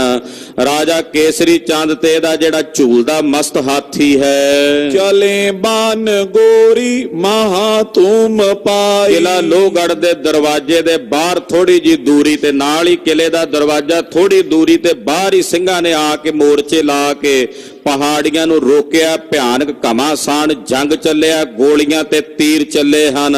फेरी जोगनी आन पूतं सो प्रेतं। ਔਰ ਰਣ ਭੂਮੀ ਚ 64 ਜੋਗੜੀਆਂ ਆ ਗਈਆਂ, ਖੱਪਰ ਭਰ ਭਰ ਸੂਰਮਿਆਂ ਦਾ ਖੂਨ ਪੀ ਕੇ ਡਕਾਰ ਮਾਰਦੀਆਂ ਹਨ।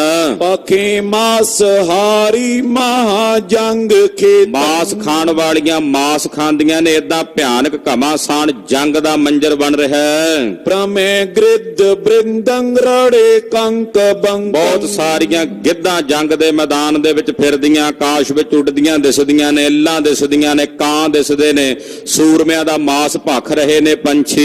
अगावे डकारे बजे बृंद डंकं। ਖਾ ਕੇ ਸੂਰਮਿਆਂ ਦਾ ਮਾਸ ਅਗਾਉਂਦੇ ਆ, ਰੱਜਦੇ ਆ ਤੇ ਡਕਾਰ ਮਾਰ ਕੇ ਉੱਚੀ ਆਵਾਜ਼ ਵਿੱਚ ਕਿਲਕਦੇ ਹਨ। सरंग सांग सेले सरोई दो तारे। ਔਰ ਸਰੰਗ ਤੀਰ ਫੜੇ ਹੋਏ ਨੇ, ਤੀਰਾਂ ਦੇ ਨਾਲ ਬਰਛੀਆਂ, ਬਰਛੇ, ਸਰੋਈਆਂ, ਤਲਵਾਰਾਂ ਯੋਧਿਆਂ ਦੇ ਹੱਥਾਂ ਦੇ ਵਿੱਚ ਹਨ, ਦੋ ਧਾਰੇ ਖੰਡੇ ਹਨ।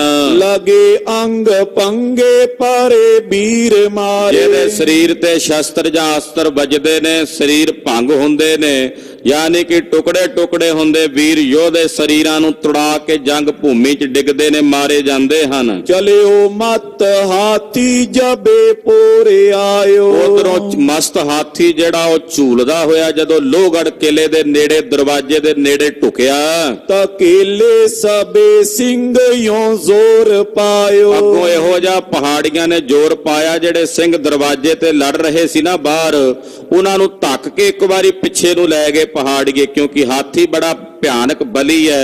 ਇੱਕ ਵਾਰੀ ਸਿੰਘਾਂ ਨੂੰ ਧੱਕ ਕੇ ਪਿਛਲੇ ਪਾਸੇ ਲੈ ਗਏ। बारे बीच कोटंग लिए ओट ठांडे। ਬਹੁਤ ਸਾਰੇ ਸਿੰਘ ਫਿਰ ਕਿਲੇ ਦੇ ਵਿੱਚ ਜਾ ਵੜੇ ਔਰ ਉੱਥੇ ਊਟ ਲੈ ਕੇ ਕਿਲੇ ਦਾ ਆਸਰਾ ਲੈ ਕੇ ਲੜਨ ਲੱਗੇ। तो पंगे तड़ाके परे होए गाडे। ਬੰਦੂਕਾਂ ਤੜਾਕ ਦੇ ਕੇ ਚਲਦੀਆਂ ਕਿਲੇ ਦੇ ਵਿੱਚੋਂ, ਮੋਰਚਿਆਂ ਦੇ ਵਿੱਚੋਂ ਗੋਲੀਆਂ ਦਾਗੀਆਂ ਜਾ ਰਹੀਆਂ ਪਹਾੜੀਆਂ ਨੂੰ, ਫਿਰ ਵੀ ਨੇੜੇ ਨਹੀਂ ਲੱਗਣ ਦਿੰਦੇ ਸਿੰਘ ਕਿਲੇ ਦੇ। ਛੋਟੀ ਸੈਂਕੜੇ ਇੱਕ ਬਾਰੀ ਤੋਂ ਪੰਗੇ। ਸੈਂਕੜੇ ਬੰਦੂਕਾਂ ਜਿਹੜੀਆਂ ਕਿਲੇ 'ਚ ਭਾਈ ਨਾਹਰ ਸਿੰਘ, ਭਾਈ ਸ਼ੇਰ ਸਿੰਘ ਹੋਣਾ ਤਿਆਰ ਕਰਕੇ ਰੱਖੀਆਂ ਸੀ, ਕੜਾਕ ਦੇ ਕੇ ਚਲਾ ਦਿੱਤੀਆਂ।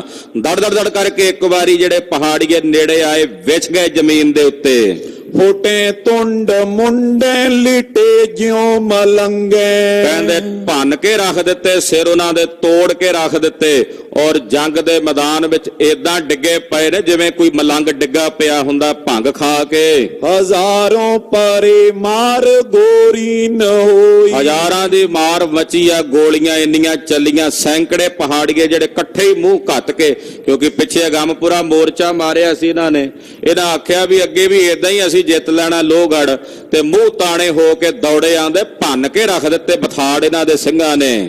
ਤਉ ਨਾ ਮਿਟੇ ਹੇਲ ਕਾਲੰਤ ਸੋਈ। ਪਰ ਪਹਾੜੀਏ ਵੀ ਰੋਹ ਵਿੱਚ ਆਏ ਨੇ, ਉਹਨਾਂ ਨੇ ਵੀ ਵੇਖਿਆ ਵੀ ਕਈ ਦਿਨਾਂ ਦਾ ਚੱਲਦਾ ਜੰਗ ਅੱਜ ਨਿਬੇੜੀਏ, ਉਹ ਵੀ ਪੂਰੇ ਰੋਹ ਵਿੱਚ ਆ ਕੇ ਵੱਧਦੇ ਜਾਂਦੇ ਨੇ, ਨਹੀਂ ਹਟਦੇ ਪਿੱਛੇ। ਪਹੁੰਚੇ ਜਬੇ ਪੋਰ ਲੋ ਆਨ ਬੈਰੀ। ਜਦੋਂ ਦਰਵਾਜ਼ੇ ਦੇ ਬਿਲਕੁਲ ਨੇੜੇ ਆ ਢੁਕੇ ਪਹਾੜੀਏ, ਲਾਸ਼ਾਂ ਦੀ ਇੱਕ ਕੰਧ ਹੋਰ ਬਾਹਰਲੇ ਪਾਸੇ, ਪਹਾੜੀਆਂ ਦੀਆਂ ਲਾਸ਼ਾਂ ਦੀ ਕੰਧ ਉਹ ਸਿੰਘਾਂ ਨੇ ਬਣਾ ਦਿੱਤੀ। ਬੜੀ ਮਾਰ ਖੈ ਕੇ ਨਹੀਂ ਤੁੰਡ ਫੇਰੀ। ਮਾਰ ਬਥੇਰੀ ਮਾਰੀ ਸਿੰਘਾਂ ਨੇ, ਪਰ ਪਹਾੜੀਏ ਬਹੁਤ ਸਾਰੇ ਅੱਗੇ ਮਰਦੇ ਜਾਂਦੇ ਨੇ, ਪਿਛਲਿਆਂ ਨੂੰ ਪਿੱਛੋਂ ਰਾਜੇ ਧੱਕ ਕੇ ਹੋਰ ਅੱਗੇ ਭੇਜਦੇ ਨੇ, ਪਿੱਛੇ ਨਹੀਂ ਮੁੜਨ ਦਿੰਦੇ। ਕਰਾ ਚੋਲ ਕਾਡੇ ਚਾਹੇ ਸੋ ਪ੍ਰਵੇਸ਼ੇ। ਹੁਣ ਤਲਵਾਰਾਂ ਕੱਢ ਕੇ ਪਹਾੜੀਏ ਕਿਲੇ ਦੇ ਵਿੱਚ ਵੜਨਾ ਚਾਹੁੰਦੇ ਹਨ।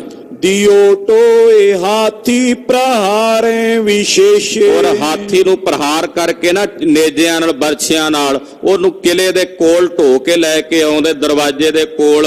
ਦੜਾ ਦਾੜ ਗੇਰੇ ਤੋਂ ਪੰਗੇ ਪ੍ਰਹਾਰ। ਔਰ ਅੱਗੋਂ ਸਿੰਘ ਵੀ ਕਿੱਥੇ ਦਰਵਾਜ਼ੇ ਦੇ ਨੇੜੇ ਆਉਣ ਦਿੰਦੇ ਆ, ਮਾਰ ਮਾਰ ਗੋਲੀਆਂ ਪਹਾੜੀਆਂ ਨੂੰ, ਜਿਹੜੇ ਹਾਥੀ ਨੂੰ ਪ੍ਰੇਰ ਕੇ ਲਿਆਉਂਦੇ ਆ ਉਹਨਾਂ ਨੂੰ ਵੀ ਮਾਰ ਮਾਰ ਗੋਲੀਆਂ ਧੜ ਧੜ ਕਰਕੇ ਸੁੱਟੀ ਜਾਂਦੇ ਹਨ। ਕਿਲੇ ਮੋਰਚੇ ਮੈਂ ਖਰੇ ਸਿੰਘ ਮਾਰੇ। ਕਿਲੇ ਵਿੱਚ ਮੋਰਚਿਆਂ 'ਚ ਜਿਹੜੇ ਸਿੰਘ ਨੇ ਉਹ ਮਾਰ ਮਾਰ ਗੋਲੀਆਂ ਪਹਾੜੀਆਂ ਨੂੰ ਨੇੜੇ ਨਹੀਂ ਟੁਕਣ ਦਿੰਦੇ। ਉਹ ਹੈਰਾਨ ਹੁੰਦੇ ਨੇ ਵੀ ਗੋਲੀ ਆਉਂਦੀ ਕਿੱਧਰੋਂ ਐ। ਪਰੀ ਲੋਤ ਪੈ ਲੋਤ ਪੋਰੰਗ ਆਗਾਰੀ। ਲਾਸ਼ਾਂ ਦੀਆਂ ਲਾਸ਼ਾਂ ਦੇ ਢੇਰਾਂ ਦੇ ਢੇਰ ਲੱਗ ਗਏ, ਘੋੜਿਆਂ ਦੇ ਘੋੜੇ ਡਿੱਗੇ ਪਏ ਹਨ। ਗਏ ਜੂਝ ਕੇ ਤੇ ਬੰਕੇ ਮਾਰ ਮਾਰੀ। ਔਰ ਕਈ ਸਿੰਘ ਵੀ ਸ਼ਹੀਦੀਆਂ ਪਾ ਗਏ ਨੇ, ਮੁਖ ਤੋਂ ਮਾਰ ਲੋ ਕਰਦਿਆਂ ਦਾ ਮਾਰ ਬਕਾਰਾ ਕਰਦਿਆਂ। ਲਲਿਤ ਪਦ ਚੰਦ ਤਬ ਬਚਿੱਤਰ ਸਿੰਘ ਹਿਰਦੇ ਵਿਚਾਰਿਓ। ਹੁਣ ਜਦੋਂ ਕੁਝ ਹਾਥੀ ਬਿਲਕੁਲ ਨੇੜੇ ਟੁੱਕ ਗਿਆ, ਹੁਣ ਭਾਈ ਸਾਹਿਬ ਭਾਈ ਬਚਿੱਤਰ ਸਿੰਘ ਨੇ ਵਿਚਾਰ ਕੀਤੀ, ਇਹ ਅਵਸਰ ਅਬ ਮੇਰਾ। ਆ ਹੁਣ ਮੌਕਾ ਹੈ, ਆ ਹੈ ਹੁਣ ਸਮਾਂ ਜੋ ਕਲਗੀਧਰ ਪਾਤਸ਼ਾਹ ਨੇ ਜਿਸ ਕਾਰਜ ਨੂੰ ਕਰਨ ਲਈ ਭੇਜਿਆ, ਉਸ ਕਾਰਜ ਨੂੰ ਕਰਨ ਦਾ ਹੁਣ ਵੇਲਾ ਆ ਗਿਆ ਹੈ। ਹਤੋ ਮਤੰਗ ਅੰਗ ਮੈਂ ਬਰਛਾ। ਔਰ ਇਸ ਹਾਥੀ ਦੇ ਮੱਥੇ ਵਿੱਚ ਮਾਰ ਕੇ ਬਰਛਾ ਇਹਨੂੰ ਮਾਰ ਦਿਆਂ। ਕਰ ਕੈ ਓਜ ਕਨੇਰਾ। ਔਰ ਭਾਰੀ ਬਲ ਕਰਕੇ ਇਹ ਭਾਈ ਬਚਿੱਤਰ ਸਿੰਘ ਨੇ ਵੇਖਿਆ, ਕਿਉਂਕਿ ਹੁਣ ਹਾਥੀ ਕਾਬੂ ਵਿੱਚ ਆ ਜਾਣਾ ਸੀ, ਸਾਹਮਣੇ ਸੀ ਬਿਲਕੁਲ। ਦੁਸ਼ਮਣ ਦੀ ਫੌਜ ਜਿਹੜੀ ਸੀ ਉਹ ਪਿੱਛੇ ਸੀ, ਹਾਥੀ ਉਹਨਾਂ ਨੇ ਅੱਗੇ ਕੀਤਾ ਹੋਇਆ ਸੀ। ਭਾਈ ਸਾਹਿਬ ਨੇ ਵੇਖਿਆ ਵੀ ਹੁਣ ਦੁਸ਼ਮਣ ਨਾਲ ਨਹੀਂ ਲੜਨਾ ਪੈਣਾ, ਸਿੱਧਾ ਹਾਥੀ ਨਾਲ ਹੀ ਲੜਾਈ ਹੋਣੀ ਹੈ। ਹੁਣ ਇਹ ਪੂਰਾ ਮੌਕਾ ਹੈ ਲੜਨ ਦਾ। ਹਿਆ ਅਰੂੜ ਕਰ ਠਾਂਡੋ ਅੰਤਰ। ਭਾਈ ਸਾਹਿਬ ਜੀ ਬਚਿੱਤਰ ਸਿੰਘ ਜੀ ਘੋੜੇ ਤੇ ਕਿਲੇ ਦੇ ਅੰਦਰ ਹੀ ਸਨ, ਲੋਹਗੜ੍ਹ ਕਿਲੇ ਵਿੱਚ ਹੱਥ ਘੋੜੇ ਤੇ ਸਵਾਰ ਹੋਏ। ਉਹਦੇ ਸਿੰਘ ਕੇ ਪਾਸਾ। ਨਾਲ ਹੀ ਭਾਈ ਉਹਦੇ ਸਿੰਘ ਜੀ ਹਨ। ਮਾਦਕ ਚੜਿਓ ਮਸਤ ਅਤੋਆ। ਔਰ ਕਹਿੰਦੇ ਪੂਰਾ ਸਰੂਰ ਹੈ ਲੜਨ ਦਾ ਜੰਗ ਦੇ ਮੈਦਾਨ 'ਚ ਭਾਈ ਬਚਿੱਤਰ ਸਿੰਘ ਭਾਈ ਉਹਦੇ ਸਿੰਘ ਨੂੰ। ਸਭ ਸੋ ਬਾਕ ਪ੍ਰਕਾਸ਼ਾ। ਬੋਲੇ ਭਾਈ ਉਹਦੇ ਸਿੰਘ ਵੀ ਤੇ ਭਾਈ ਸਾਹਿਬ ਭਾਈ ਬਚਿੱਤਰ ਸਿੰਘ ਜੀ ਵੀ, ਜਿਹੜਾ ਦਰਵਾਜ਼ਾ ਖੋਲਣ ਵਾਲਾ ਸਿੰਘ ਸੀ, ਉਹਨੂੰ ਕਿਹਾ, ਖੋਲ ਕਪਾਟ ਦਿਓ ਮੁਝੇ ਆਗੇ। ਕਹਿਣ ਲੱਗੇ ਸਿੰਘ ਨਾਰ ਸਿੰਘ ਜੀ, ਖੋਲ ਦਿਓ ਲੋਹਗੜ੍ਹ ਕਿਲੇ ਦਾ ਦਰਵਾਜ਼ਾ, ਮੈਂ ਬਾਹਰ ਚੱਲਿਆ ਕਲਗੀਧਰ ਪਾਤਸ਼ਾਹ ਦਾ ਥਾਪੜਾ ਲੈ ਕੇ। ਦੇਖੋ ਜੰਗ ਮਤੰਗਾ। ਵੇਖੋ ਹੁਣ ਹਾਥੀ ਦਾ ਤੇ ਮੇਰਾ ਜੰਗ ਕਿਵੇਂ ਹੁੰਦਾ ਹੈ। ਅਪਰ ਸਬਨ ਕੋ ਤੁਮ ਦਿੜ ਝਾਲੋ। ਬਾਕੀ ਸਾਰਿਆਂ ਦਾ ਹੱਲਾ ਤੁਸੀਂ ਝੱਲਣਾ ਸਿੰਘੋ, ਹਾਥੀ ਦਾ ਜਿਹੜਾ ਹੱਲਾ ਉਹ ਮੈਂ ਝੱਲਣਾ ਹੈ। ਸ਼ਲਖ ਤੁਫੰਗਨ ਸੰਗਾ। ਬੰਦੂਕਾਂ ਭਰ ਕੇ ਇੱਕ ਵਾਰੀ ਸ਼ਲਖ ਚਲਾ ਦੇਣੀਆਂ ਬੂਹਾ ਖੁੱਲਦਿਆਂ। ਮਜਾਲ ਹੈ ਕਿਤੇ ਕੋਈ ਦੁਸ਼ਮਣ ਦਰਵਾਜ਼ੇ ਦੇ ਅੰਦਰ ਨੇੜੇ ਨਾ ਢੁਕ ਜਾਵੇ। ਉਹਦੇ ਸਿੰਘ ਕੇ ਬਾਂਟੇ ਆਇਓ। ਮੇਰੇ ਵੰਡੇ ਇਹ ਹਾਥੀ ਆਇਆ, ਉਹਦੇ ਸਿੰਘ ਦੇ ਵੰਡੇ ਰਾਜਾ ਕੇਸਰੀ ਚੰਦ ਆਇਆ ਸੀ, ਵੰਡ ਪਾਈ ਹੋਈ ਹੈ।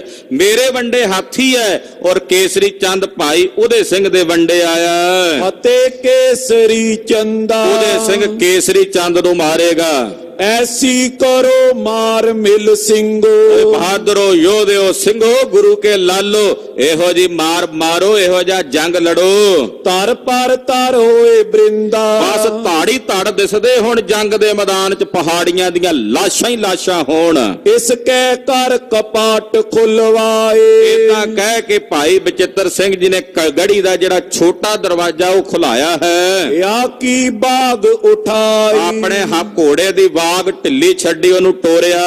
ਸਮੁਖ ਮਤੰਗ ਆਵ ਤੋ ਪਿਖ ਕਰ। ਸਾਹਮਣੇ ਹਾਥੀ ਆਉਂਦਾ ਵੇਖਿਆ ਭਾਈ ਬਚਿੱਤਰ ਸਿੰਘ ਨੇ। ਗਮਨਿਓ ਕੇ ਹਰ ਨਿਆਈ। ਜਿਵੇਂ ਕਿਸੇ ਹਾਥੀ ਤੇ ਸ਼ੇਰ ਝਪਟ ਮਾਰਦਾ, ਏਦਾਂ ਸ਼ੇਰ ਵਾਂਗੂ ਝਪਟ ਮਾਰ ਕੇ ਭਾਈ ਬਚਿੱਤਰ ਸਿੰਘ ਜੀ ਗਏ ਹਨ। ਚਰਬ ਤੇ ਓਠਨ ਲਾਲ ਬਿਲੋਚਨ। ਹਾਥੀ ਨੂੰ ਵੇਖ ਕੇ ਬੁੱਲਾਂ ਨੂੰ ਚੱਬਦੇ ਦੰਦਾਂ ਨਾਲ ਕਚੀਚੀਆਂ ਵੱਟਦੇ, ਅੱਖਾਂ ਨੂੰ ਫਰਕਾਉਂਦਿਆਂ ਲਾਲ ਕਰਕੇ। ਫਰਕਤ ਮੂਛੇ ਉਠਾਈ। ਔਰ ਕਹਿੰਦੇ ਫਰਕਦੇ ਨੇ ਨਾ ਜਦੋਂ ਬੁੱਲ ਗੁੱਸੇ ਨਾਲ, ਤੇ ਮੁਛਹਿਰੇ ਵੀ ਫੜਕਦੇ ਨੇ ਭਾਈ ਬਚਿੱਤਰ ਸਿੰਘ ਦੇ, ਸੋਭਾ ਪਾਉਂਦੇ ਹਨ। ਪ੍ਰਕੁਟੀ ਚੜੀ ਕੁਟਲ ਮੁਖ ਲਾਲੀ। ਔਰ ਪ੍ਰਕੁਟੀ ਕਹਿੰਦੇ ਆ ਪਰਬੱਟਿਆਂ ਨੂੰ, ਪਰਬੱਟੇ ਚੜ ਗਏ, ਟੇਢੇ ਹੋ ਗਏ, ਮੁਖ ਤੇ ਲਾਲੀ ਛਾ ਗਈ ਭਾਈ ਬਚਿੱਤਰ ਸਿੰਘ ਦੇ। ਸ਼ਮਸ ਮਾ ਛਬ ਛਾਈ। ਚਿਹਰੇ ਤੇ ਬੜਾ ਸੁੰਦਰ ਦਾੜਾ ਸੋਭਾ ਪਾ ਰਿਹਾ ਹੈ। ਮਨੋ ਕ੍ਰੋਧ ਤੇ ਸ਼ੇਰ ਸਟਾ ਉੱਠ। ਜਦੋਂ ਸ਼ੇਰ ਗੁੱਸੇ ਵਿੱਚ ਆ ਕੇ ਹਮਲਾ ਕਰਦਾ, ਕਦੇ ਵੇਖਿਆ ਹੋਵੇ ਆਪ ਜੀ ਨੇ, ਉਹਦੇ ਸਿਰ ਦੇ ਜਿਹੜੇ ਕੇਸ ਨੇ ਉਹ ਏਦਾਂ ਖੜੇ ਹੋ ਜਾਂਦੇ ਆ, ਜਿਹੜੇ ਉਹਨੂੰ ਕਹਿੰਦੇ ਏਦਾਂ ਕਹਿੰਦੇ ਭਾਈ ਸਾਹਿਬ ਦੀਆਂ ਪੌਹਾਂ ਤੇ ਮੁਛਹਿਰੇ ਚੜੇ ਹੋਏ ਸ਼ੇਰ ਵਾਂਗੂ। ਪੀਖਨ ਦਰਸ਼ਨ ਹੋਆ। ਔਰ ਜਿਵੇਂ ਉਹਨੂੰ ਅਯਾਲ ਕਹਿੰਦੇ ਆ, ਸ਼ੇਰ ਦੀ ਜਿਹੜੀ ਅਯਾਲ ਹੁੰਦੀ ਆ ਉਹ ਵੀ ਖੜੀ ਹੋ ਜਾਂਦੀ ਹੈ, ਜਿਹੜੀ ਉਹਦੇ ਚਿਹਰੇ ਮੋਹਰੇ ਤੇ ਹੁੰਦੀ ਹੈ ਜਦੋਂ ਹਮਲਾ ਕਰਦਾ ਹੈ। ਕਹਿੰਦੇ ਏਦਾਂ ਭਾਈ ਸਾਹਿਬ ਭਾਈ ਬਚਿੱਤਰ ਸਿੰਘ ਜੀ ਦਾ ਦਰਸ਼ਨ ਬੜਾ ਭਿਆਨਕ ਨਜ਼ਰ ਆ ਰਿਹਾ ਹੈ। ਭੀਖਨ ਦਰਸ਼ਨ ਹੋਵਾ। ਦੁਸ਼ਮਣ ਨੂੰ ਵੇਖ ਕੇ ਭੈ ਪੈਦਾ ਹੁੰਦਾ ਭਾਈ ਬਚਿੱਤਰ ਸਿੰਘ ਦਾ ਚਿਹਰਾ। ਕੋਮਰ ਧਰ ਕੈ ਹਾਥ ਉਬਾਰਿਓ। ਉਹ ਨਾਗਣੀ ਬਰਛਾ ਹੱਥ 'ਚ ਫੜਿਆ ਭਾਈ ਬਚਿੱਤਰ ਸਿੰਘ ਜੀ ਨੇ ਉਭਾਰਿਆ ਹੈ, ਉਹਨੂੰ ਪ੍ਰੇਰਿਆ ਹੈ। ਹਾਥੀ ਮਸਤਕ ਜੋਆ। ਹਾਥੀ ਦੇ ਕੋਲ ਨੇੜੇ ਆ ਕੇ ਹਾਥੀ ਦੇ ਮੱਥੇ ਦੀ ਉੱਤੇ ਸੇਧ ਲਾਈ ਹੋਈ ਹੈ ਵੀ ਇਹ ਬਰਛਾ ਹਾਥੀ ਦਾ ਟਿਕਾਣਾ ਮੁਕਰਰ ਕਰ ਲਿਆ ਮੱਥੇ ਵਾਲਾ ਵੀ ਇੱਥੇ ਮਾਰਨਾ। ਪਗ ਕੇ ਬਲ ਰਕਾਬ ਪਰ ਕਰਕੇ। ਭਾਈ ਬਚਿੱਤਰ ਸਿੰਘ ਜੀ ਹਾਥੀ ਦੇ ਕੋਲ ਗਏ। ਉਸ ਵੇਲੇ ਰਕਾਬਾਂ ਵਿੱਚ ਆਪਣਾ ਸਰੀਰ ਪੈਰ ਜਿਹੜਾ ਘੋੜੇ ਦੀਆਂ ਰਕਾਬਾਂ ਹੁੰਦੀਆਂ ਨੇ, ਕਿਉਂਕਿ ਬਹਿ ਕੇ ਪੂਰਾ ਤਾਣ ਨਹੀਂ ਸੀ ਵੱਜਣਾ, ਬਰਛਾ ਨਹੀਂ ਸੀ ਵੱਜਣਾ, ਇਸ ਕਰਕੇ ਘੋੜੇ ਦੀਆਂ ਰਕਾਬਾਂ ਦੇ ਵਿੱਚ ਪੈਰ ਅੜਾ ਕੇ ਖਲੋ ਗਏ ਇੱਕ ਵਾਰੀ ਰਕਾਬਾਂ ਦੇ ਵਿੱਚ, ਤੇ ਖਲੋ ਕੇ ਆਪਣੇ ਬਰਛੇ ਦਾ ਜਿਹੜਾ ਵਾਰ ਸੀ ਉਹਨੂੰ ਉਭਾਰਿਆ ਪੂਰੇ ਬਲ ਨਾਲ। ਉਛਲਿਓ ਆਸਨ ਛੋਰਾ। ਜਿਹੜੀ ਘੋੜੇ ਦੀ ਕਾਠੀ ਸੀ ਉਹ ਛੱਡ ਕੇ ਇੱਕ ਵਾਰੀ ਰਕਾਬਾਂ ਦੇ ਉੱਪਰ ਨੂੰ ਉਛਲੇ ਹਨ ਭਾਈ ਬਚਿੱਤਰ ਸਿੰਘ ਜੀ। ਸਭ ਸਰੀਰ ਕੋ ਓਜ ਸੰਭਾਰ। ਸਰੀਰ ਦਾ ਜਿੰਨਾ ਤਾਣ ਸੀ ਬਲ ਸੀ ਉਹ ਸੰਭਾਲਿਆ ਭਾਈ ਬਚਿੱਤਰ ਸਿੰਘ ਨੇ। ਹਿਆ ਫਾਂਦਿਓ ਗਜ ਓਰਾ। ਔਰ ਘੋੜੇ ਨੂੰ ਐਨ ਹਾਥੀ ਦੇ ਕੋਲ ਪੂਰੇ ਟਿਕਾਣੇ ਤੇ ਵੀ ਜਿੱਥੇ ਆ ਕੇ ਵਾਰ ਕੀਤਾ ਜਾ ਸਕੇ ਲੈ ਆਂਦਾ। ਸੈਫ ਬਚਾਏ ਚਲਾਏ ਸੋ ਬਰਛਾ। ਅੱਗੇ ਹਾਥੀ ਦੀ ਸੁੰਡ ਨਾਲ ਸੈਫ ਲੱਗੀ ਹੋਈ ਸੀ, ਉਹਦੇ ਤੋਂ ਵੀ ਆਪਣਾ ਆਪ ਬਚਾਉਣਾ ਸੀ। ਤਲਵਾਰ ਬੱਧੀ ਹੋਈ ਸੀ ਹਾਥੀ ਦੀ ਸੁੰਡ ਤੇ, ਉਹ ਅੱਗੇ ਫੇਰਦਾ ਸੀ, ਬੜੀ ਤਿੱਖੀ ਸੀ, ਉਹਦੇ ਤੋਂ ਆਪਣਾ ਆਪ ਬਚਾ ਕੇ ਭਾਈ ਸਾਹਿਬ ਨੇ ਆਪਣੇ ਬਰਛੇ ਦਾ ਵਾਰ ਕੀਤਾ। ਤਵਾ ਪੁਲਾਦੀ ਫੋਰਾ। ਉਹ ਜਿਹੜਾ ਫੁਲਾਦ ਦਾ ਤਵਾ ਬੱਧਾ ਹੋਇਆ ਸੀ ਹਾਥੀ ਦੇ ਮੱਥੇ ਤੇ, ਪਹਿਲਾਂ ਉਹਨੂੰ ਚੀਰ ਕੇ ਬਰਛਾ ਨਿਕਲਿਆ। ਬਰਿਓ ਜਾਏ ਗਜ ਮਸਤਕ ਮੈਂ। ਉਸ ਫੁਲਾਦ ਦੇ ਤਵੇ ਨੂੰ ਵਿੰਨ ਕੇ ਨਾਗਣੀ ਬਰਛਾ ਮੱਥੇ ਦੇ ਵਿੱਚ ਧਸ ਗਿਆ ਹਾਥੀ ਦੇ। ਜਬ ਪੁਨ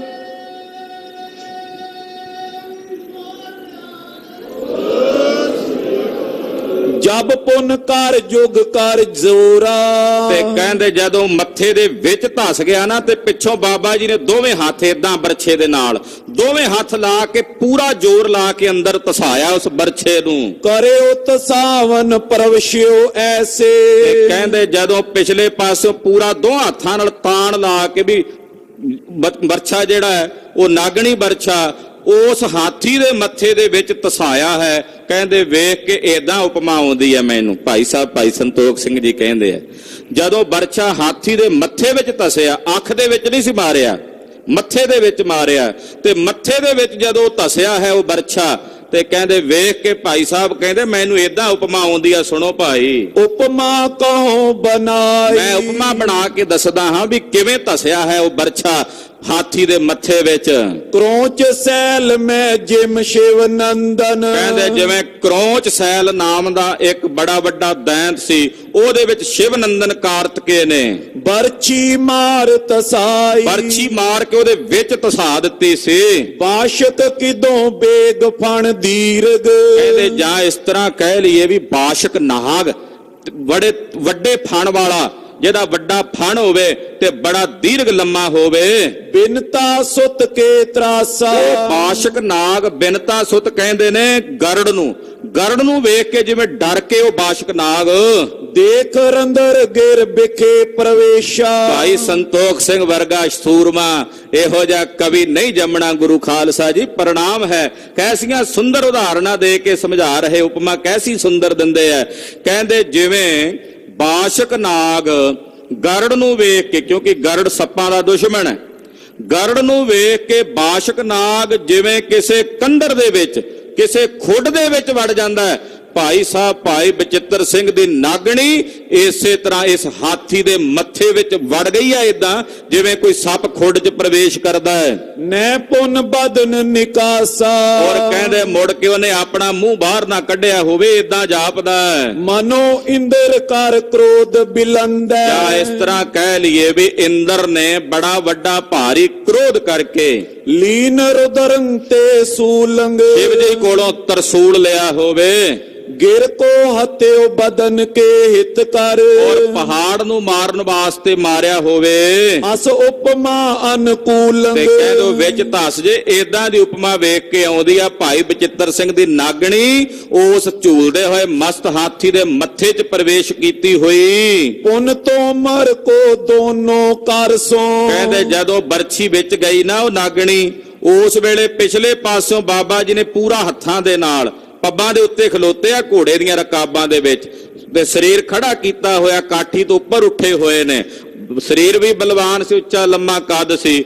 ਜ਼ੋਰ ਦੇ ਨਾਲ ਕਹਿੰਦੇ ਉਸ ਬਰਛੀ ਨੂੰ ਪਿਛਲੇ ਪਾਸੋਂ ਦੋ ਹੱਥਾਂ ਨਾਲ ਬਲ ਤੇ ਬੋ ਚੱਕ ਚੋਰਾ, ਜਿਵੇਂ ਏਦਾਂ ਮਧਾਣੀ ਜੀ ਨਹੀਂ ਰਿੜਕੀ ਦੀ, ਏਦਾਂ ਪੂਰਾ ਜ਼ੋਰ ਲਾ ਕੇ ਕਹਿੰਦੇ ਨੂੰ ਰਿੜਕ ਕੇ ਅੰਦਰ ਧਸਾਉਂਦੇ ਹਨ।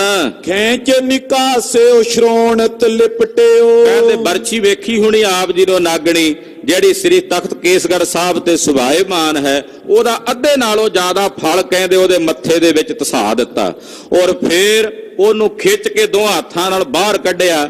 ਜਦੋਂ ਬਾਹਰ ਕੱਢੀ ਉਹ ਨਾਗਣੀ, ਉਹ ਹਾਥੀ ਦੇ ਖੂਨ ਦੇ ਨਾਲ ਭਿੱਜੀ ਹੋਈ ਸੀ। ਕੀ ਨਸੇ ਆਪਣੀ ਓਰਾ, ਔਰ ਉਹ ਨਾਗਣੀ ਭਾਈ ਸਾਹਿਬ ਨੇ ਆਪਣੇ ਬੱਲੇ ਕਰ ਲਈ। ਬਰਛਾ ਲਗਤ ਚਿੰਗਾਰਿਓ ਦੀਰ, ਜਦੋਂ ਇਹ ਨਾਗਣੀ ਬਰਛਾ ਉਸ ਹਾਥੀ ਦੇ ਮੱਥੇ ਵਿੱਚ ਵੱਜਾ, ਇੰਨਾ ਭਿਆਨਕ ਵੱਜਾ ਸੀ, ਪੀੜਾ ਨਾਲ ਚਿੰਗਾਰਦਾ ਹੈ ਹਾਥੀ। ਕੁੰਚਰ ਸੀਸ ਨਿਵਾਇਓ, ਜਦੋਂ ਬਾਹਰ ਕੱਢਿਆ ਨਾ ਤੇ ਹਾਥੀ ਨੇ ਸਿਰ ਨਵਾਇਆ ਅੱਗੇ ਨੂੰ।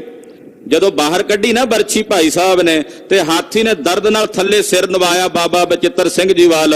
ਜਨ ਗੁਰ ਸਿੱਖ ਕੋ ਬੰਧਨ ਠਾਨਿਓ, ਆਹਾ, ਭਾਈ ਸਾਹਿਬ ਇੱਥੋਂ ਵੀ ਕਵੀ ਦੇ ਉਪਮਾ ਅਲੰਕਾਰ ਬਖਸ਼ਦੇ ਐ। ਕੀ ਕਹਿੰਦੇ ਐ? ਕਹਿੰਦੇ ਜਦੋਂ ਹਾਥੀ ਨੇ ਸਿਰ ਨਵਾਇਆ, ਏਦਾਂ ਜਾਪਦਾ ਕਿ ਹਾਥੀ ਨੇ ਭਾਈ ਬਚਿੱਤਰ ਸਿੰਘ ਨੂੰ ਮਹਾਨ ਗੁਰਸਿੱਖ ਜਾਣਦਿਆਂ ਹੋਇਆਂ ਆਪਣਾ ਸੀਸ ਝੁਕਾ ਕੇ ਉਹਦਾ ਅਦਬ ਕੀਤਾ ਹੋਵੇ, ਉਹਦਾ ਸਤਿਕਾਰ ਕੀਤਾ ਹੋਵੇ, ਏਦਾਂ ਸਿਰ ਝੁਕਾਇਆ। ਮੈਂ ਭੂਲਿਓ ਇਤੇ ਆਇਓ, ਤੇ ਮਾਨੋ ਮਾਫੀ ਮੰਗਦਾ ਹੋਵੇ, ਮਾਫ ਕਰੀ ਗੁਰੂ ਕਿਆ ਸਿੱਖਾ, ਮੈਂ ਭੁੱਲਿਆ ਹੋਇਆ ਆ ਗਿਆ ਸੀ ਇਸ ਪਾਸੇ ਮੂੰਹ ਕਰਕੇ, ਮੈਂ ਭੁਲੇਖੇ ਨਾਲ ਆ ਗਿਆ ਸਾਂ। ਨਿਕਸਿਓ ਤੋਂ ਮਰ ਮਸਤਕ ਤੇ ਜਬ, ਕਹਿੰਦੇ ਜਦੋਂ ਬਰਛਾ ਭਾਈ ਸਾਹਿਬ ਨੇ ਦੇ ਮੱਥੇ ਚੋਂ ਬਾਹਰ ਕੱਢਿਆ, ਹਟ ਪਾਛੇ ਪੁੱਖ ਮੁਖ ਮੋਰਾ, ਇਹਨੇ ਆਪਣਾ ਮੂੰਹ ਮੋੜਿਆ, ਪਿਛਾਂ ਨੂੰ ਹਟ ਗਿਆ। ਉਨ ਬਚਿੱਤਰ ਸਿੰਘ ਚੋਬਤ ਨੇਜ਼ਾ, ਇਧਰ ਭਾਈ ਸਾਹਿਬ ਭਾਈ ਬਚਿੱਤਰ ਸਿੰਘ ਜਦੋਂ ਹਾਥੀ ਨੇ ਪਿੱਛੇ ਨੂੰ ਮੂੰਹ ਮੋੜ ਲਿਆ ਨਾ, ਤੇ ਪਿਛਲੇ ਉਧਰੋਂ ਪਹਿਲਾਂ ਪਹਾੜੀ ਇਧਰ ਲਈ ਆਉਂਦੇ ਸੀ ਪਿੱਛੋਂ ਨੇਜੇ ਚੋਬ ਚੋਬ ਕੇ, ਤੇ ਜਦੋਂ ਹਾਥੀ ਪਿਛਾਂ ਨੂੰ ਮੁੜ ਗਿਆ ਲੋਹਗੜ੍ਹ ਵੱਲ ਆਉਣ ਦੀ ਬਜਾਏ, ਤੇ ਪਿੱਛੋਂ ਬਾਬਾ ਬਚਿੱਤਰ ਸਿੰਘ ਨੇ ਨਾਗਣੀ ਚੋਬਣੀ ਸ਼ੁਰੂ ਕਰ ਦਿੱਤੀ ਵੀ ਹੁਣ ਅੱਗੇ ਨੂੰ ਦੌੜੇ ਪਹਾੜੀਆਂ ਵਾਲੇ ਪਾਸੇ ਨੂੰ। ਪਿੱਛੋਂ ਭਾਈ ਬਚਿੱਤਰ ਸਿੰਘ ਜੀ ਨਾਗਣੀ ਚੋਬਦੇ ਨੇ ਇਹਨੂੰ। ਰਸਿਓ ਦੁਰਦ ਤਬ ਕੋਰਾ, ਜਦੋਂ ਜ਼ੋਰ ਨਾਲ ਪਿੱਛੋਂ ਨੇਜਾ ਚੋਬਿਆ, ਉਹ ਪਹਿਲਾਂ ਹੀ ਬੜਾ ਦੁਖੀ ਸੀ, ਕਰਾ ਰਿਹਾ ਸੀ, ਤੇ ਬੜੇ ਗੁੱਸੇ ਵਿੱਚ ਆ ਕੇ ਪਹਾੜੀਆਂ ਨੂੰ ਦਲਣ ਲੱਗਾ। ਜਿਹੜਾ ਅੱਗੇ ਆਵੇ ਦਲਦਾ ਜਾ ਰਿਹਾ ਹੈ। ਬਹਿਤ ਰੁਦਰ ਕੀ ਧਾਰ ਬਡੇਰੀ, ਨਾਲ ਲਹੂ ਦੀ ਧਾਰਾ ਉਹਦੇ ਵਹਿੰਦੀ ਜਾ ਰਹੀ ਹੈ। ਝਟਤ ਸੁੰਡ ਫਿਰ ਫੇਰੀ, ਔਰ ਕਹਿੰਦਾ ਝਟਕੇ ਉਹ ਸਿਰ ਪੀੜ ਹੁੰਦਾ ਨਾ ਜਦੋਂ ਸਿਰ ਵਿੱਚ ਵੱਜੀ ਹੈ, ਉਸ ਦਰਦ ਨਾਲ ਵੀ ਆਪਣੀ ਸੁੰਡ ਨੂੰ ਫੇਰਦਾ ਹੈ। ਜੇ ਤੋਂ ਮਰ ਕੋ ਚੋਕਤ ਨੇਰੈ, ਜਿਹੜੇ ਨੇੜੇ ਨੇੜੇ ਆ ਕੇ ਬਰਛੀਆਂ ਚੋਬਦੇ ਸੀ ਹਾਥੀ ਨੂੰ, ਤਿੰਨ ਕੋ ਮਾਰਤ ਗੇਰੀ, ਮਾਰ ਮਾਰ ਕੋ ਸੁੰਡ ਨਾਲ ਜਿਹੜੀ ਬੱਧੀ ਤਲਵਾਰ ਸੀ ਉਹਦੇ ਨਾਲ ਮਾਰ ਮਾਰ ਕੇ ਸਾਰਿਆਂ ਨੂੰ ਵੱਢੀ ਜਾ ਰਿਹਾ ਹੈ, ਆਪਣੇ ਹੀ ਨਾਲਦਿਆਂ ਨੂੰ ਵੱਢੀ ਜਾ ਰਿਹਾ ਹੈ। ਪਇਓ ਬੇਬਸ ਬੋ ਮਰੇ ਪਹਾੜੀ, ਔਰ ਬੇਬਸ ਹੋ ਕੇ ਪਹਾੜੀਏ ਮਰਨ ਲੱਗੇ ਹਨ। ਸੈਫ ਪ੍ਰਾਰਤ ਹਾਥੀ, ਉਹ ਸੈਫ ਹਾਥੀ ਜਿਹੜੀ ਇਹ ਬੰਨ ਕੇ ਲਿਆਏ ਸੀ ਵੀ ਸਿੰਘਾਂ ਨੂੰ ਮਾਰਨਾ, ਉਹ ਸੈਫ ਨਾਲ ਹਾਥੀ ਇਹਨਾਂ ਨੂੰ ਹੀ ਮਾਰਦਾ ਹੈ। ਚਿੰਗਾਰਤ ਅਰ ਫੇਰਤ ਬਲ ਤੇ, ਔਰ ਚਿੰਗਾਰਦਾ ਹੈ ਤੇ ਬੜੇ ਬਲ ਨਾਲ ਫੇਰਦਾ ਹੈ। ਕਤਲ ਕਰੇ ਨਿਜ ਸਾਥੀ, ਔਰ ਆਪਣੇ ਨਾਲ ਦੇ ਬਹੁਤ ਸਾਰੇ ਸਾਥੀਆਂ ਨੂੰ ਕਤਲ ਕਰਕੇ ਰੱਖ ਦਿੱਤਾ ਇਸ ਹਾਥੀ ਨੇ। ਪਇਓ ਸਥਾਰ ਸੈਫ ਤੇ ਕਾਟਤ, ਸਥਾਰ ਸੱਥਰ ਵਿਛਾ ਦਿੱਤੇ ਪਹਾੜੀਆਂ ਦੇ, ਸੈਂਕੜਿਆਂ ਦੀ ਗਿਣਤੀ 'ਚ ਪਹਾੜੀਏ ਵੱਢ ਸੁੱਟੇ ਹਾਥੀ ਨੇ। ਪਰਿਓ ਰੋਰ ਤਬ ਪਾਰਾ, ਸਾਰੇ ਪਾਸੇ ਬੜਾ ਭਿਆਨਕ ਰੌਲਾ ਪੈ ਗਿਆ, ਇੱਕਦਮ ਸ਼ੋਰ ਮਚ ਗਿਆ ਵੀ ਆਹ ਕੀ, ਅਸੀਂ ਤਾਂ ਸਿੰਘਾਂ ਨੂੰ ਮਾਰਨ ਲਿਆਂਦਾ ਸੀ, ਇਹ ਤਾਂ ਸਾਨੂੰ ਹੀ ਮਾਰੀ ਜਾਂਦਾ, ਵੱਢੀ ਜਾਂਦਾ ਹੈ। ਸੈਤ ਸਿੰਘ ਕੁਛ ਸਤਗੁਰ ਹੇਰੇ, ਉਧਰ ਕਲਗੀਧਰ ਸਵਾਮੀ ਸੱਚੇ ਪਾਤਸ਼ਾਹ ਉੱਚੇ ਦਮਦਮੇ ਤੇ ਬੈਠੇ ਸਿੰਘਾਂ ਸਮੇਤ ਵੇਖ ਰਹੇ ਸਨ ਸਾਰਾ ਕੁਝ। ਪਇਓ ਆਨੰਦ ਉਧਾਰਾ, ਮਹਾਰਾਜ ਜੀ ਬੜੇ ਖੇੜੇ ਚਾਏ, ਬੜੇ ਆਨੰਦ ਚਾਏ, ਤੇ ਆਖਿਆ ਸ਼ਾਬਾਸ਼ ਬਚਿੱਤਰ ਸਿੰਘ, ਸ਼ਾਬਾਸ਼ ਹੈ ਯੋਧਿਆ, ਸ਼ਾਬਾਸ਼ ਹੈ ਸੂਰਮਿਆ। प्रेरित कने मोर बे गज को। ਹੁਣ ਉਹ ਪਹਾੜੀਏ ਬਥੇਰੇ ਅੱਗੋਂ ਜ਼ੋਰ ਲਾਉਂਦੇ ਆ ਵੀ ਹਾਥੀ ਦਾ ਮੂੰਹ ਮੋੜੀਏ ਪਿਛਾਂ ਨੂੰ, ਪਰ ਹਾਥੀ ਕਿੱਥੇ ਮੁੜਦਾ ਹੁਣ ਪਿਛਲੇ ਪਾਸੇ। जै देखत निज नेरे ਇਹਨੂੰ ਵੀ ਆਪਣੇ ਨੇੜੇ ਵੇਖਦਾ, रिश्ते सुंड फेर तो मारत। ਬੜੇ ਗੁੱਸੇ ਵਿੱਚ ਆ ਕੇ ਆਪਣੀ ਸੁੰਡ ਨੂੰ ਪ੍ਰੇਰ ਕੇ ਮਾਰ ਦਿੰਦਾ ਹੈ। सैफ सात गन गेरे ਆਪਣੀ ਸੈਫ ਨਾਲ ਵੱਢ ਵੱਢ ਕੇ ਡੱਕਰੇ ਕਰ ਦਿੱਤੇ ਕਈ ਪਹਾੜੀਆਂ ਦੇ। रयो खालसा मारन ते कित। ਇਧਰ ਖਾਲਸੇ ਨੇ ਤਾਂ ਕੀ ਮਾਰਨਾ ਸੀ, ਇਹਨਾਂ ਨੂੰ ਹਾਥੀ ਨਾ ਦਾ ਇਹਨਾਂ ਨੂੰ ਮਾਰੀ ਜਾਂਦਾ। ਸਿੰਘ ਖਲੋ ਕੇ ਹੁਣ ਆਨੰਦ ਲਾ ਕੇ ਤਮਾਸ਼ਾ ਵੇਖ ਰਹੇ ਨੇ, ਇਹਨਾਂ ਕੋ ਹਾਥੀ ਨਹੀਂ ਪਿਆ ਕਾਬੂ ਆਉਂਦਾ, ਹੁਣ ਉਹ ਹਾਥੀ ਇਹਨਾਂ ਨੂੰ ਮਾਰ ਰਿਹਾ ਹੈ। एक मतंग ही मारे ਇੱਕ ਇਹ ਹਾਥੀ ਹੀ ਉਹਨਾਂ ਸਾਰਿਆਂ ਨੂੰ ਮਾਰੀ ਜਾਂਦਾ ਹੈ। कित दिश दौर परत काटत। ਇਸ ਪਾਸੇ ਵੀ ਦੌੜੇ ਜਾਂਦੇ ਨੇ, ਉਧਰ ਦੌੜਿਆ ਜਾਂਦਾ, ਹਾਥੀ ਵੱਢਦਾ ਹੀ ਜਾਂਦਾ ਪਹਾੜੀਆਂ ਨੂੰ। पाजत जाते अगारे ਤੇ ਪਹਾੜੀਏ ਅੱਗੇ ਅੱਗੇ ਭਜਦੇ ਜਾਣ, ਜਿੱਧਰੋਂ ਆਏ ਸੀ ਨਾ ਉਸੇ ਪਾਸੇ ਅੱਗੇ ਅੱਗੇ ਭਜਦੇ ਜਾਣ, ਨੱਠਦੇ ਜਾਣ। पैरन सो दर कर गन मारे ਕਈਆਂ ਨੂੰ ਪੈਰਾਂ ਨਾਲ ਹੀ ਧੜ ਕੇ ਮਾਰ ਦਿੱਤਾ ਇਸ ਹਾਥੀ ਨੇ। सैफ संग बो काटे ਕਈਆਂ ਨੂੰ ਆਪਣੀ ਸੁੰਡ ਨਾਲ ਬੱਧੀ ਤਲਵਾਰ ਨਾਲ ਮਾਰ ਦਿੱਤਾ, ਕੱਟ ਦਿੱਤਾ। जतन हटावन को कर हारे ਬਥੇਰੇ ਯਤਨ ਲਾਏ ਨੂੰ ਹਟਾਉਣ ਦੇ, ਪਰ ਯਤਨ ਕਿੱਥੇ ਚੱਲਦੇ ਨੇ, ਹਾਰ ਗਏ ਪਹਾੜੀਏ। हटियो न केतक कट डाटे ਕਈ ਕੱਟ ਵੱਡੇ, ਪਰ ਇਹਨਾਂ ਕੋਲੋਂ ਹਾਥੀ ਪਿਛਾਂ ਨਹੀਂ ਮੁੜ ਸਕਿਆ ਮੁੜ ਕੇ। तब बचित्र सिंह पेलत ਤੇ पाछे ਪਿੱਛੋਂ ਭਾਈ ਬਚਿੱਤਰ ਸਿੰਘ ਜੀ ਹਾਥੀ ਨੂੰ ਪ੍ਰੇਰਦੇ ਜਾਂਦੇ ਆ, ਮਾਨੋ ਜਿਵੇਂ ਉਹ ਹਾਥੀ ਬਾਬੇ ਬਚਿੱਤਰ ਸਿੰਘ ਦਾ ਗੁਲਾਮ ਬਣ ਗਿਆ ਹੋਵੇ। तोमर अनी प्रहार ਪਿੱਛੋਂ ਮਾਰ ਮਾਰ ਬਰਛੀ ਹਾਥੀ ਨੂੰ ਹੋਰ ਅੱਗੇ ਪ੍ਰੇਰਦੇ, ਪਹਾੜੀਏ ਅੱਗੇ ਲਾਏ ਹੋਏ ਨੇ ਪਿੱਛੇ ਬਾਬਾ ਬਚਿੱਤਰ ਸਿੰਘ ਨੇ ਹਾਥੀ ਦੇ। त्यों त्यों बेग जात कर आगे ਜਿਵੇਂ ਪਿੱਛੋਂ ਬਰਛਾ ਚੋਬਦੇ ਹਾਥੀ ਉਨੇ ਹੀ ਵੇਗ ਨਾਲ ਅੱਗੇ ਵੱਧਦਾ ਹੈ। कने पहाड़ी मारे ਉਹ ਜਿਹੜੇ ਪਹਾੜੀ ਅੱਗੇ ਵੱਧ ਕੇ ਆਏ ਸੀ ਉਹ ਸਾਰੇ ਫਿਰ ਪਿੱਛੇ ਧੱਕ ਕੇ ਲੈ ਗਏ ਬਾਬਾ ਬਚਿੱਤਰ ਸਿੰਘ ਜੀ ਹਾਥੀ ਦੇ ਨਾਲ। परे ओ अपूठो कर के मारत ਕਹਿੰਦੇ ਅਪੂਠਾ ਕੰਮ ਹੋ ਗਿਆ, ਘਰਦਿਆਂ ਨੂੰ ਹੀ ਮਾਰਨ ਲੱਗ ਪਿਆ। जसवारन को हाथी ਕਹਿੰਦੇ ਜਸਵਾਲੀਆਂ ਦਾ ਹਾਥੀ ਉਹ ਆਪਣੇ ਘਰਦਿਆਂ ਨੂੰ ਹੀ ਮਾਰਨ ਲੱਗ ਪਿਆ। ਇੱਕ ਕਹਿਵਤ ਬਣ ਗਈ ਵੀ ਜਸਵਾਲੀਆਂ ਦਾ ਹਾਥੀ ਮੁੜ ਘੇੜਾ ਆਪਣਿਆਂ ਨੂੰ ਮਾਰੇ। ਇਹ ਕਹਾਵਤ ਅੱਜ ਵੀ ਪਹਾੜਾਂ ਦੇ ਵਿੱਚ, ਪਹਾੜੀਆਂ ਰਾਸਤਾਂ ਦੇ ਵਿੱਚ ਬੋਲੀਆਂ ਜਾਂਦੀਆਂ ਨੇ।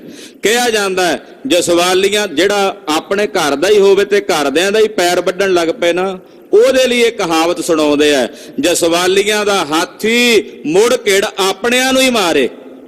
ਇਹ ਜਸਵਾਲੀ ਰਾਜਾ ਸੀ ਕੇਸਰੀ ਚੰਦ, ਉਹਦਾ ਹਾਥੀ ਸੀ। ਕਹਿੰਦੇ ਕਹਾਵਤ ਦੁਨੀਆ ਵਿੱਚ ਸਦਾ ਲਈ ਪ੍ਰਗਟ ਹੋ ਗਈ। अब लो कहवत अहे गिरन में ਕਹਿੰਦੇ ਉਹਨਾਂ ਪਹਾੜਾਂ ਵਿੱਚ ਹਾਲੇ ਤੱਕ ਇਹ ਕਹਾਵਤ ਕਹੀ ਜਾਂਦੀ ਹੈ ਕਿ ਜਸਵਾਲੀਆਂ ਦਾ ਹਾਥੀ ਮੁੜ ਘੇੜਾ ਆਪਣਿਆਂ ਨੂੰ ਮਾਰੇ। मिल मिल बोलत साथी ਸਾਰੇ ਮਿਲ ਮਿਲ ਕੇ ਗੱਲਾਂ ਕਰਦੇ ਆ, ਕਹਿੰਦੇ ਚੰਗਾ ਜਸਵਾਲੀਆਂ ਦਾ ਹਾਥੀ ਹੈ, ਮੁੜ ਘੇੜਾ ਆਪਣਿਆਂ ਨੂੰ ਹੀ ਮਾਰੀ ਜਾਂਦਾ ਹੈ। हते हजारों गिरनार कुंचर ਇਸ ਪਹਾੜੀ ਰਾਜਿਆਂ ਦੀ ਬਹੁਤ ਸਾਰੀ ਫੌਜ ਕੂੰਚਰ ਨੇ ਹਾਥੀ ਨੇ ਨਿਬੇੜ ਦਿੱਤੀ। गुर की विजय करंता ਮਾਨੋ ਹਾਥੀ ਸਤਿਗੁਰਾਂ ਦੀ ਜਿੱਤ ਕਰਾ ਰਿਹਾ ਹੈ, ਇਹ ਹਾਥੀ ਗੁਰੂ ਜੀ ਕੀ ਵਿਜੈ ਕਰਾ ਰਿਹਾ ਹੈ। लोचन लाल चिंगार पुकारे ਅੱਖਾਂ ਲਾਲ ਨੇ ਹਾਥੀ ਦੀਆਂ ਚੰਗਾੜਦਾ ਪੁਕਾਰਦਾ ਹੈ। सुंड प्रचंड प्रमंता ਔਰ ਬੜੀ ਪ੍ਰਚੰਡ ਸੁੰਡ ਜਿਹੜੀ ਹੈ ਇਹਦੀ ਭਰਮਦੀ ਹੈ।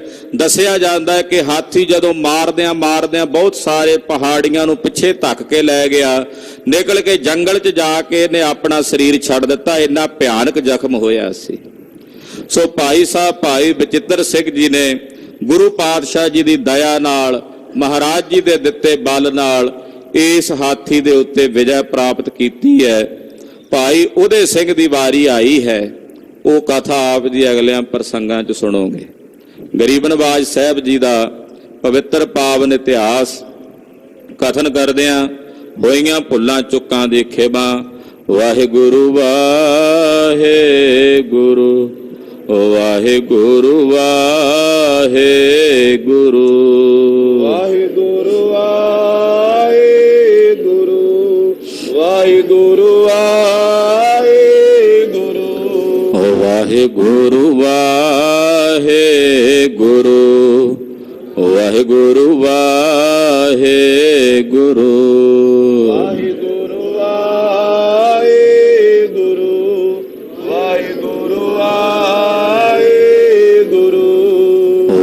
ਵਾਹਿਗੁਰੂ ਵਾਹਿਗੁਰੂ